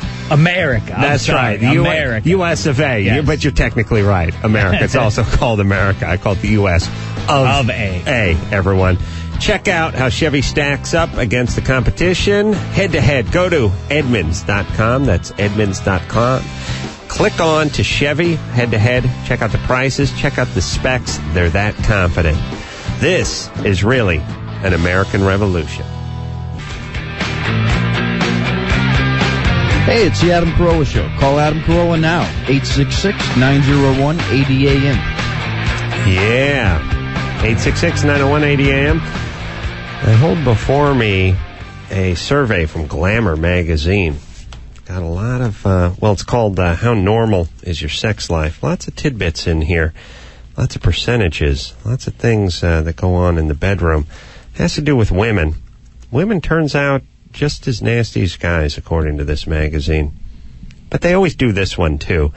34% of women say they think about sex every day. 13% think about it several times a day. So there's a percentage that just thinks about it once and only once. And then there are other ones that think about it several times. At the exact same time. Yeah. They schedule it. Yeah, and can you quantify it, by the way? Is that, like, if someone said to you, how many times a day? When I was going to be a Catholic Big Brother, they actually asked me how many times a day I thought about sex. And it was like, well, I first off, when I'm asleep, I think I think about it completely because I wake up with a boner. I imagine.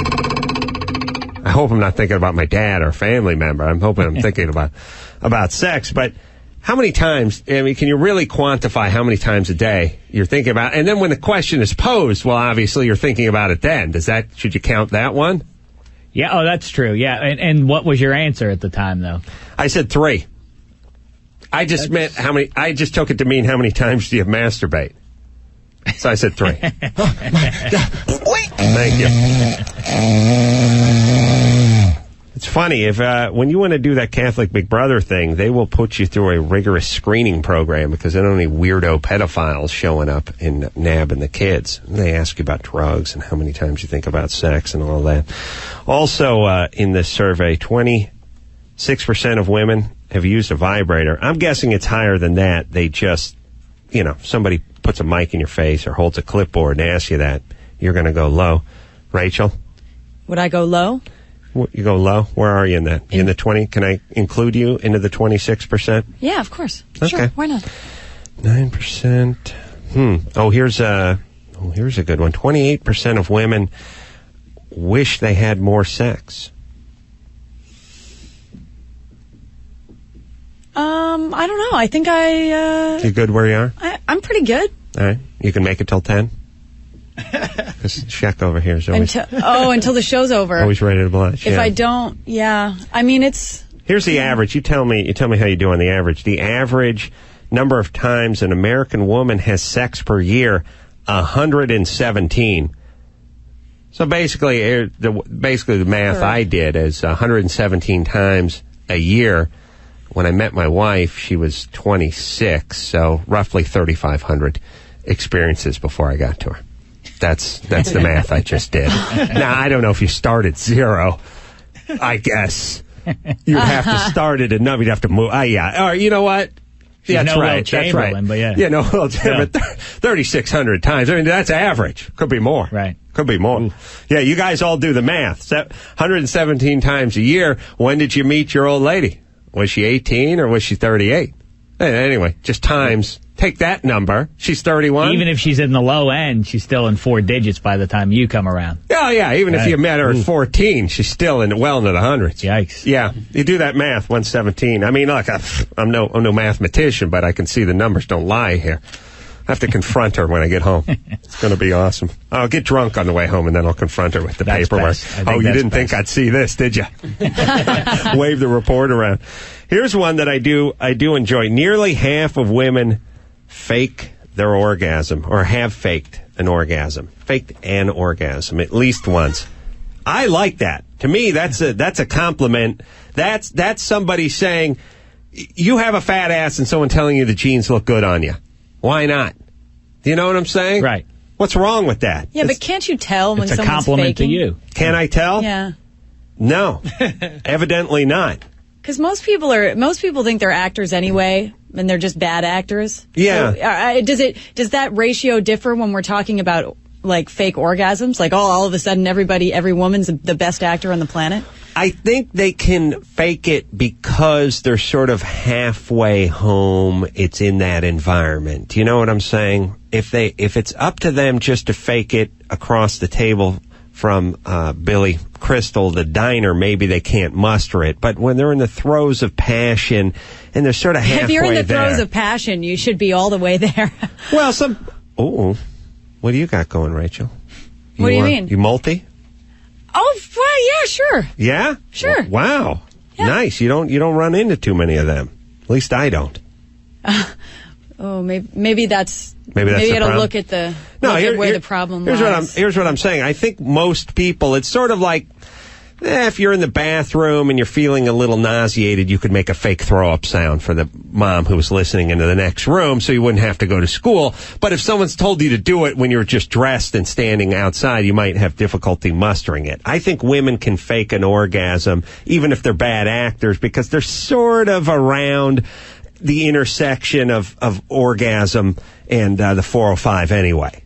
Yeah. The better question is why? They're trying. Why? Because they can finish. Get you off of me. Yes. Get off. I'm done with you. I'm not done. Leave. I'm not finished. Oh, fine. You're not going to finish until I finish, right? Is that how it's going to go? All right. Oh, boy. That's how we know. Oh, it's wonderful. Oh, that's how we know. You. Well, you're going to have to do a little better job than that. Oh, it's great. All right. Oh, yeah. All right. Time for you now. But Ace, now you like this, though. You like it when a woman does this for you.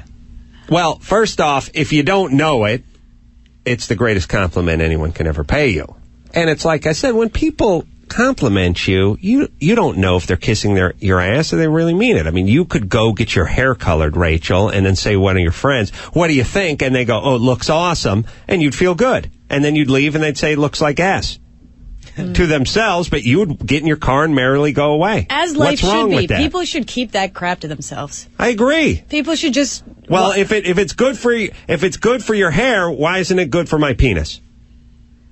Now I'm confused. What's good for my hair is good for your penis? If you will take the compliment about your hair color, even if your girlfriends hate it, what's wrong with the compliment in the bedroom? About your sexual What's prowess. wrong? I feel good. Everyone should keep it to themselves. Everyone's a winner. Everyone's a winner. All right, then. And you get to watch Desperate Housewives. I get to do the shirtless flex down in front of the full-length mirror and yell, yes, you want some? You want some? That's how you celebrate a successful lovemaking session, a flex down? Flex down. You've done it again, Ace. Full-length mirror.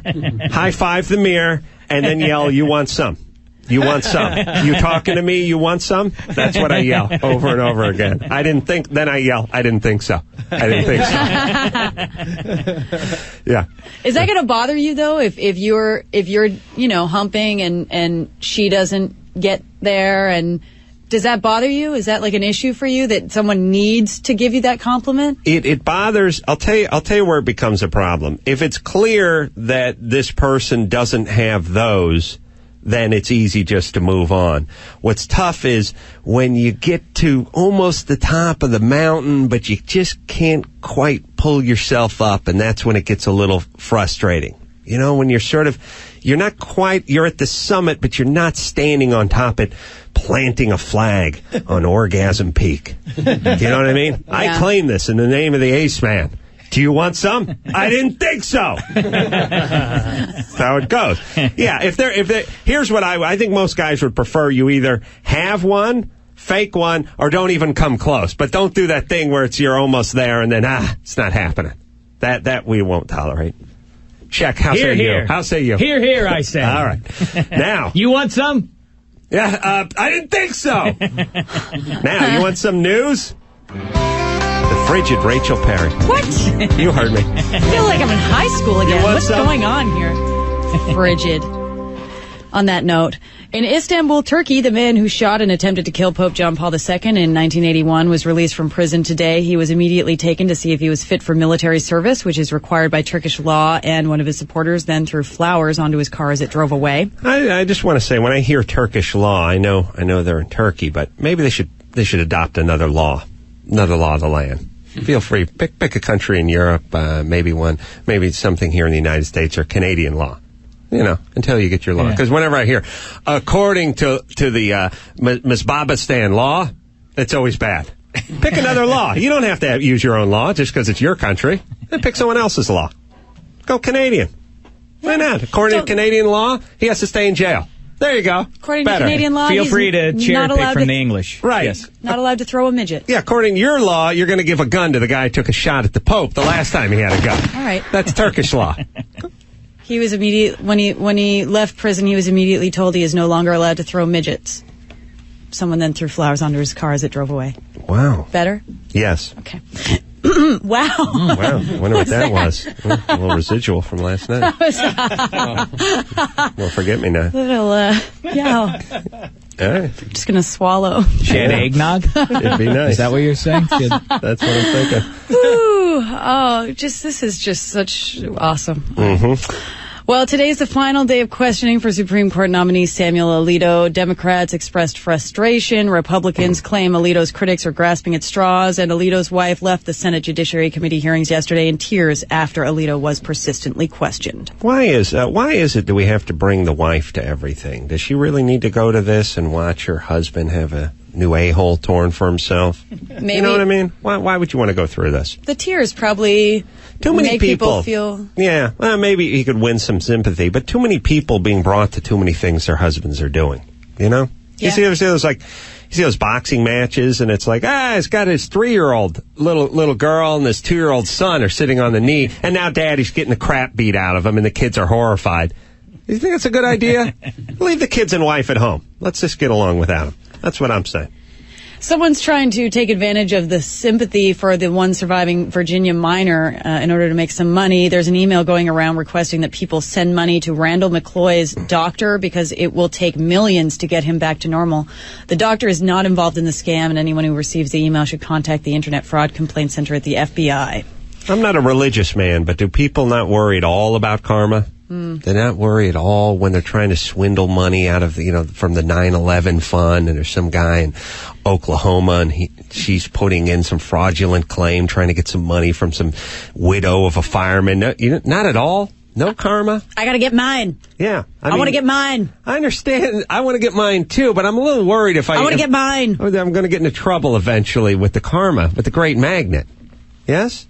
No? Yes, karma. Yes. Absolutely. Right. Those people don't think about these things. No. Maybe neither does Pat Robertson, who has been working with the Israeli government to build a theme park called Jesus Land. How about not getting blown up land? Yeah. Well, he went on his show, The 700 Club, remember, last week, and claimed that Ariel Sharon's stroke was punishment from God for dividing up dividing up Israel. Right. The Israelis seem to have taken some sort of offense to that, decided they no longer want to do business with Robertson. He really wanted to open a theme park in Israel? It's really? Jesus Land! Wow. Welcome. I'm telling you, he's a performance artist, and we're all just buying into it. That's what's happening. I really do believe he's a performance artist, and we're all just going, I can't believe what he said. I can't, and we're all just arguing amongst ourselves. Meanwhile, he's gay. He lives in northern San Francisco. Gay? Yeah, he's gay. Is he gay? Robertson, he's gay. He's 34. He's Jewish, and he lives with his life partner in a small tri-level outside of Oakland. And he dreams up crazy skits to pull on us every time. This is just one of them. He and his production partner Ashton Kutcher are working on the greatest punked ever. I know, and he's like, "What if I said we were going to open a God-themed, a Jesus-themed amusement park in Israel?" Oh, too much. Now you've outdone yourself. Yeah, his real name is Mark. But people don't know that. Mark. Hey, more suicide comedy. Couple found shot to death over the weekend at their home in Boulder, Colorado. Guns were found next to the bodies, and Boulder deputies say that both committed suicide. Now, this is... Did they shoot each other? They shot... No, they say it's not a murder-suicide. Shot themselves. But this is where... I don't want to say it's funny, but maybe he deserved it. The man, Paul James Stewart Scott, was to be sentenced on Monday for soliciting sex with young girls. He was arrested last year and accused of looking on the internet for an 8-year-old girl, very specific, an 8-year-old girl to have sex with and a 16-year-old to kill him by smothering afterwards. Wow. Yeah. Well, I'll tell you what, can't you find on eBay these days? I'll tell you what. Look, I tip of the hat to this young couple that killed themselves, because everyone should do this. If you're planning on committing a heinous crime, just kill yourself. I know people don't want to hear this. Oh, Carolla, you're being so cruel. What, I'm being cruel? He's going to molest your 8-year-old. Wouldn't it be nice? Everyone just close your eyes. Wouldn't it be nice if the guy who was out there that was planning on molesting your child, planning on stabbing you, planning on shooting a loved one or doing whatever, even if it was just getting drunk and plowing into your minivan, setting it afire, wouldn't it be nice if he ate a bullet right now? And who wouldn't take that? Right. What parent, what human being, what parent, if I pulled them aside and said, there's a guy floating around out there, one day, I know your child's only 2.5, by the way, according to this study, he's had sex 355 times. But the point is, I question these numbers. I question them. But you got 3.5 years. Don't. By the time they're 8, they will be molested by this animal. Or he could eat a bullet right now. What do you take? Cut to the chase, because once you commit these heinous deeds, you're going to kill yourself anyway. So let's just cut out that middle step and get to the end. You go kill somebody and then you kill yourself, or you become a pedophile and then you get raped in prison or killed. Let's eliminate the middleman. Kill yourself now. Thank you, Dave. And finally, Scottish heritage supporters up in arms after a student was barred from a school dance in Missouri for wearing a Scottish kilt. The school district superintendent sent an apology to Nathan Warmack after an internet petition received over 10,000 signatures.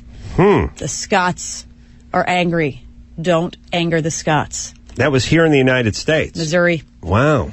Yeah, you should be able to wear a kilt. What kind of country is this? All right, are we cool? That's it. Nice job. It's time for Dave Damashek's number 1 sports. Number 1 sports. Do it, Dave. NBA last night. Kobe scores 41, but the Lakers lose to the Trailblazers. Seattle wins. Sacramento wins. Golden State drops one to Shaq Fu and his fancy Miami pals. That's right. Yeah. Full slate of Pac-10 games tonight, including Arizona at Oregon State, UCLA and Washington State, and Washington and USC. USC running back yesterday, Lendell White announced he's headed to the NFL. Today, his pal Reggie Bush is expected to do the same. That's so sad that he can't continue his education at that fine university.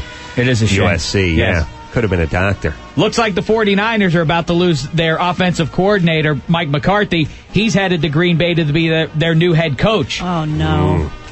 Day after tomorrow, round 2 of the NFL playoffs. In the NFC, it's the Redskins at the number 1 seeded Seattle Seahawks. And Carolina's at the Bears. In the AFC, it's Denver hosting New England, and the Pittsburgh Steelers pay a visit to the Indianapolis RCA Dome to play those Colts. Now, well, the good news is Seattle's team is built for the playoffs. They're a strong running attack, Alexander. It's about getting back to basics. It's about playing good, hard-nosed Seattle Seahawk type football. And I think it's going to be Seahawk weather out there, by the way. It's going to be home team. It's going to be good weather. So what they're going to do is we're going to get back to basics. We're going to play good fundamental, good hard-nosed fundamental type ball. It's a simple game. It's about blocking. It's about tackling. Stakes are raised in the playoffs. I'll tell you, loser goes home. There's no tomorrow. I mean, technically there's Monday, or if the game is played on a Saturday, because they're playing some of the playoff games on Saturday now, there is a Sunday, but no tomorrow. But the gentlemen in the National Football League understand that I'm speaking metaphorically when I say there's no tomorrow. If you want to come into the National Football of League and you want to go ahead and play hard-nosed football, that's your prerogative. I'll tell you, there's no looking ahead, too, in the playoffs. We don't look ahead to the next team. It's one game at a time. There's no tomorrow. The loser goes home. There's a very long off-season, too. Very long. For everyone else, 7-month off-season. If you lose in the playoffs, it's a 19-month off-season. I don't know how they work. It was a very long off-season for those who lose. Very long. Gentlemen, a lot to think about. It is not a right to play in the National Football League. It is a privilege. It is a privilege to play in the National Football League. And, that's why I want you to play good fundamental ball. Now, here's what I have to get back to. I mentioned Shaq Fu a little while ago, and I'm a big fan. I think he's a very funny guy. He's a delight. He was just made a cop in Arizona. This on the heels of already being one in Florida, and I believe here in L.A., too. And first of all, the news coverage always bugs me when they talk about this. Here's the comment they have to make upon reporting that Shaq Fu was just made a cop. When he says, step out of the car. Whatever you want, sir. Step out of the car. Yeah. Those are two L.A. anchors talking about. Would you see Shaq Fu say so? Shaquille O'Neal, whatever you say, sir. It's hilarious stuff. And yeah, he's a cop. And in fact, he was made a captain. He was made a captain. And like I say, I think it's terrific. I think he's serious about it and everything. But how about the cops, the real cops? How about how does this strike them? You know, they take the job at 18, they go through the training, they walk the beat for a dozen years, finally they make it the detective. Shaq Fu walks in the door, and he's a detective 3 minutes later. If they're sheriffs, they got to do 3 years working in the penal system. They're down getting urine tossed at them down at, down at the prisons and working that for 3 years. And then they go to the place in Compton and they get shot at by gangbangers, and eventually they make detective, but not Shaq. Sure. Yeah, the real cops. Oh, isn't it delightful that Shaq is now my boss? I'll tell you what, if I was a cop, I'll tell you what I'd do.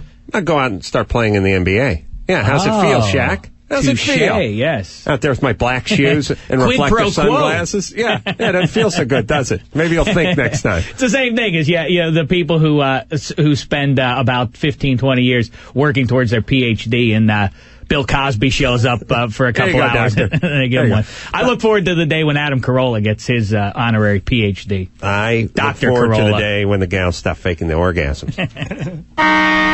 Dave Damashek's #1 Sports. Yeah. We will take ourselves a nice job, Rachel. Nice job, Dave. Take a quick break, and we'll be right back with more show after this.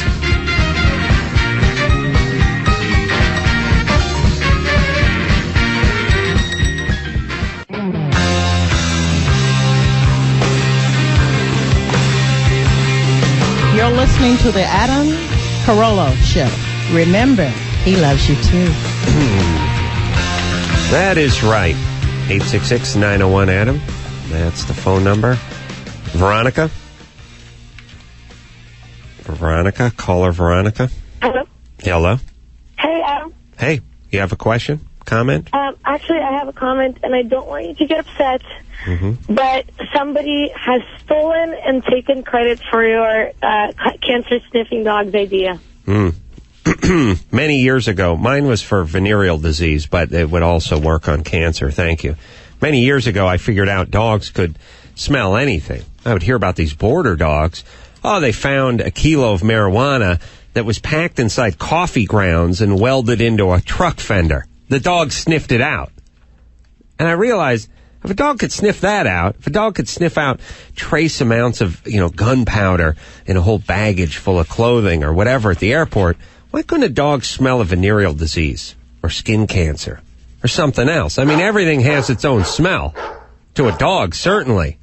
If a woman was having a problem downstairs, or a man, a dog could alert them ahead of time. Clever. A lot of people are reluctant, too. They have these festering diseases. They're ashamed. They don't want to go to the gynecologist. They don't want to get up in the stirrups. The dog would tell you.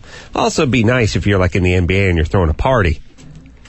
You had some ladies come by. You wouldn't have to announce it. Just have the dog by the front door. It smells some crabs or herpes. It chases its tail a little. You keep an eye on the one in the pink outfit. Yeah, the man's exclusively had the rights to the dog's sniffing abilities for his evil agenda long enough. It's time to start putting this dog smell to good use. And not only that, what about cancer? What about any disease? You think about it, we should be able to train dogs so you just pretty much go like, and the dog's like, oh yeah. Bad news. You got a palate. Break wind at the dog, have the dog read your bowels. Blow a little air, dog would know if you had lung cancer or anything. I mean, everything has a smell to it. Everything in the human body, especially when it goes south, starts taking on a smell. And the dog actually would probably be more... I'd rather get bad news from the dog. It'd be more comforting than from some middle-aged old guy. Yeah, and especially you don't have to drop your pants and get some old perv putting his thumb up you. Yeah, also true. Yeah, you got the dog there. Your best friend. I'm still your friend. Yeah, I still love you. Sick. Yeah, you're dying of cancer, but I'm here. I'll consume you when you die in your condo alone. All right.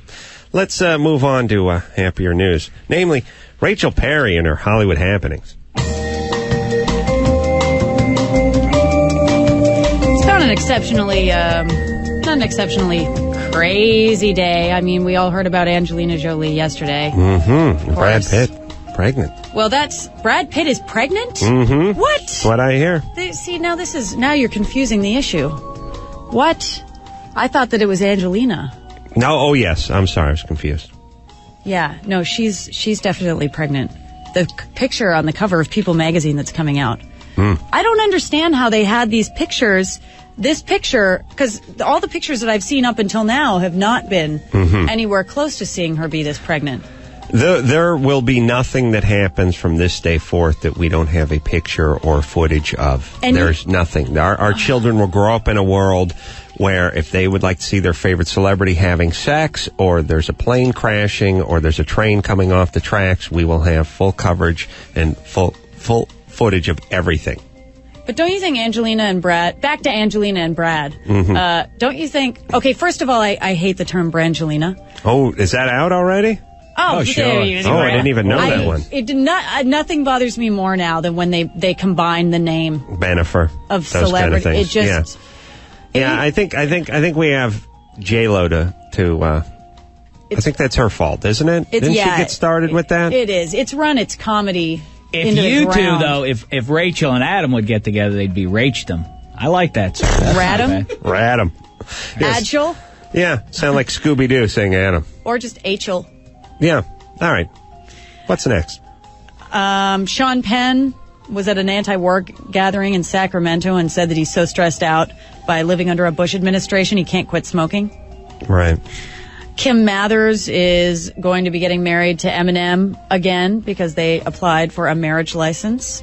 That's always weird when people get married a second, even a third time to people they've been married to and get divorced. What's in it for you? I love it. I think that they're like meant to be, and they went through they were together so young and had a child, and then the trouble, and he's on drugs and gets famous and does all these things, and then she's the only one for him. It's like rekindling. It's passion. No. It's beautiful. Now, my whole thing is, if you hook up with someone you hooked up with in high school and you crap out a kid and then you sell 1 billion records, it's time to move on. That's what you do, especially after you've moved on. And the Insane Clown Posse got involved somehow. Oh, really? Well, there was the whole thing a while ago about Violent J was there? I don't know. There was something about there was a gun and one of them was trying to date Kim, or I can't. It was happened so long ago.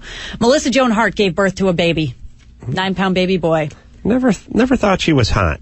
A lot of guys thought she was hot. Never into that. Little cutie. I was fooled. Maybe it was just a trap that I fell into about 8-10 years ago. But now I've seen the error in my ways. Yeah. Thank you. Continue. Right. Not yet. It was wrong. It was a mirage. You want to talk about this Oprah thing? What happened? With the author of A Million Little Pieces, James Frey, and his mother were on Larry King the other night. Yeah. Last night. I grow weary of that story. I never even heard of that book. Now, granted, I don't read. I believe it poisons the mind. But some guy craps out a book about getting sober, and then it turns out maybe he wasn't on drugs. What's the big deal? No, he was on drugs. He just claimed that he went to jail. And he didn't go to jail. It's best not to claim things that there are actual records of. You can claim you've been to hell and back. No one's going to pull out a document with a subpoena on it. You can claim you brought up on the mean streets or the wrong side of the tracks, or you've been to heaven but you've never been to me. You can claim all these things, but saying you went to jail or you're in Vietnam or something, they will have records, and someone will try to produce those, and if they can't, then you're lying. Well, that's what Lindsay Lohan now denies that she said she's bulimic and that she was on drugs, but Vanity Fair says, yeah, we have audio tapes that prove you said this. So those will be fun to hear. Well, that's where I pull out my but still. Oh, you think we're going to be able to get those? You think they're going to put those online? It would be awesome, because I need more Lohan talk. I love Lohan She's talk. such an accomplished actress. You know what else I hate is when in the weeklies they call Lindsay Lohan or Jennifer Lopez La Lopez or La Lohan. Why does that irritate me? Anytime they abbreviate, it's maddening. But isn't she just fresh off of Herbie, the remake of Herbie? That's right. A while ago. That came out quite a while ago. Okay, but she had a whole string of hits since then? Well, she's working on some She's working on stuff. I'm just saying, she's 19. The last movie she did starred a VW Bug. Did is Herbie, it that big a deal? Dated Wilmer Valderrama. Oh. That's the resume. She dated the fifth guy from that 70s show and did a movie where she co-starred with a 69 Beetle. She is a talented... I have to know things about her. She is a talented actress. I will not have you speak this way. I'm just saying, what... About the poor girl. Father went to jail. I just He want goes to strip clubs. I just want to scream. I only have so much time to devote. Who should I devote it to? Is it Ashley Simpson? Is it Jessica Simpson? Is it the Olsen twins? Is it Lindsay Lohan? Which one of these people do I really need to focus on? People. Us Magazine. This is the tell trail us. mix. You were talking about trail mix being forced down your proverbial and literal throat. Yes. No one likes it. Why? Who decided that we have to know everything about Lindsay Lohan? Who decided that anyone cares about this? Well, what we're talking about. Touche. Keep going, Rachel. You should make a list for me of the order in which you would prefer to hear about No, I would like people. you to talk about them so I can get angry and talk about not talking about them. Oh, okay, that's fine then. Yeah. You want to talk about Jessica Simpson? Yes. She got interviewed by the television show Extra on a red carpet at the People's Choice Awards, and this is what she had to say about her current situation with the divorce, etc. I am okay. Yeah, I'm gonna be okay. I'm working to get okay, but yeah, it's a difficult time. But I do have a lot of amazing people that surround me and amazing fans that help me know that it's not all over.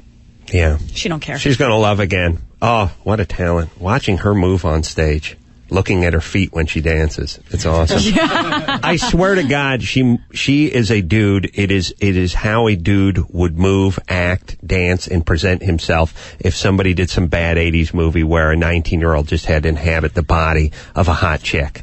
That's how she... Jessica Simpson moves? Yes, she seems like a dude. She's a little awkward in the danceability department. I like the Jessica thing, though, that this is a common refrain for these women. Jennifer Aniston being another one that, fortunately, my breakup's been very painful, but fortunately, I have so many amazing women to lean on in my life. If I break up, went out with Ace and got drunk. You know, I'm so many amazing women. Well, they always have their fans. They're fans. That's why they're surrounded by security, publicists, and have armor-plated limos and 8-foot walls around their house. They're keep away the But they love amazing the fans. people. Without the fans and the restraining orders I've gotten for those fans, I would be nowhere right now. I'd be a shambles. She was asked if she thought she wanted to be a Bond girl. This is what she said. Good Lord, if I got Bond role, I mean, I don't even know what to say. It makes me all flustered. Oh, gosh, I'm just so exciting, isn't it? Surprised she knew what a Bond girl was. Gosh, Someone must have given her heads up on the Bond girl. Oh, Lord. That reminds me of Rachel when she sees me for the first time each morning. Oh, gosh, Dave. Yeah. Oh, if I could just... If you would just... Verklempt, yeah. Yeah, give me some sports. Oh, gosh. Oh, yeah. Wow, I don't even know what to say. It would be awesome to see her as a Bond girl. Remember, Bond girls used to have English accents and carry themselves with a certain je ne sais quoi. Now it's just hillbillies with just boobs standing on boots. That's the new Bond girl? What's going on in this country? I'm moving to Canada. Rachel, take me to your motherland of Canada, please. Take me to my people. Yes. My people shall welcome you with open arms if you bring them a 2-4 beer. Thank you. My last thing here is, of course, the Colin Farrell sex tape, which I was telling you about. There was a website went up yesterday called dirtycolin.com. Went up, got shut down really fast because, of course, Colin Farrell has all these restraining orders against selling this. And the girl who's in the sex tape with him, Nicole Narain, who's a Playboy Playmate, that's right, claims she got nothing to do with the website. Oh, really? And is appalled at what the bargain price of $14.95 that they were planning on selling the tape for before it got shut down. Really? Yeah. Mike, do you have a little clip of that, by the way? Do you have that website? Women, untamed and shameless, on for kicks. Sounds action-packed. Grabbing every kick along the way. It's weird, though, when I'm watching it. Yeah. Because he has no hair. Bust you wide open. You ain't busting nobody, Whitey. Wow. Racial. Cleanly shaven. I had no idea. On in the most violent bike movie ever filmed. All right. I remember the good old days when you just wanted to go out and get kicks. Going for kicks. Rachel? Well, that's about it. Nice job, baby doll. Yeah. I like the baby doll, by the way. Oh, really? Yeah, I like that. All right. I call like my that. agent that, but I can start calling you that. Oh, yeah? Yeah. Okay. All right. I'll take it. All right. Rachel Baby Doll Perry with her Hollywood happenings. We'll take a quick break, and we'll be right back after this.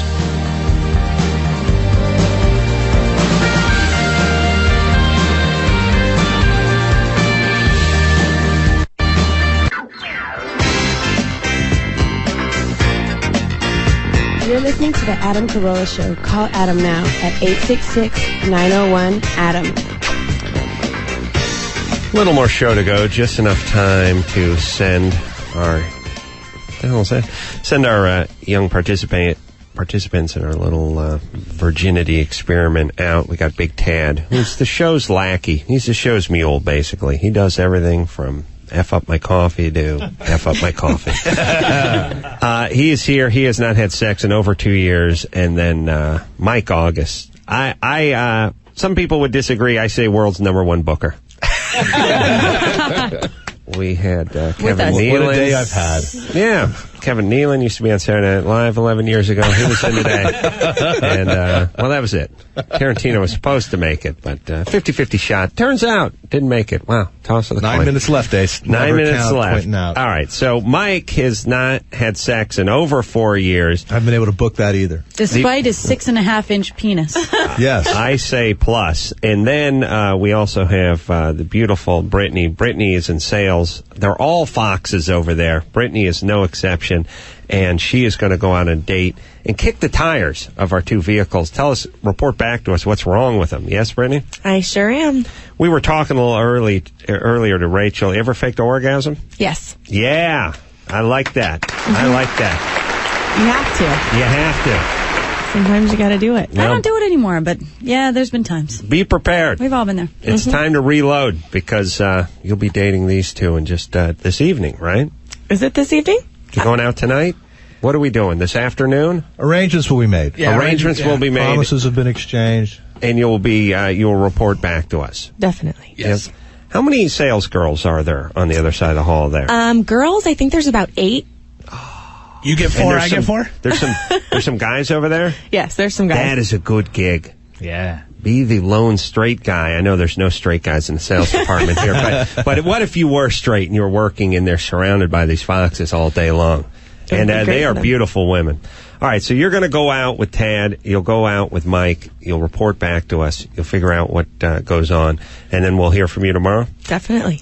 All right. Now, I don't want you to do anything you're uncomfortable with. Oh, no, everything's going to be completely natural. But you have to have sex. But you have to have sex. Okay. Okay. Okay. All right. Okay. All right. Yes, put that on a tape. Hey, just to let the ladies out there know that if they want to check us out, we have MySpace sites up. Yeah.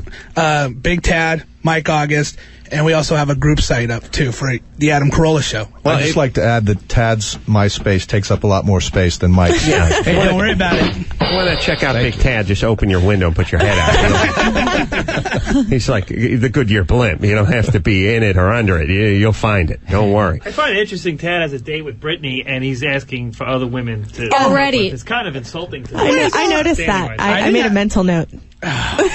He's already getting on the he's like, oh, there's plenty of women over in sales. You take half, I'll take half. He's hedging. Jokes. He knows. It's all jokes. He knows that this is a mercy mission for Brittany, and that's why he's setting up. He's planting seeds for a winter harvest. I know I have no chance with Brittany, so right. Yeah. All right, yeah. But who knows? Who knows? You can't say that. You can't. Yeah. Brittany can say it, and she just did, but you can't say it. All right. Okay. That's it. That's enough show. We'll hear back from You Love Birds tomorrow. I want to thank Kevin Nealon for coming in here. Funny even when he's not talking. Watch. Awesome stuff. The Great Oswaldo and another fantastic movie review. Left that reviewer cold. God bless him. Dave and Rachel, God bless you guys. And until next time, this is Adam Carolla saying mahalo.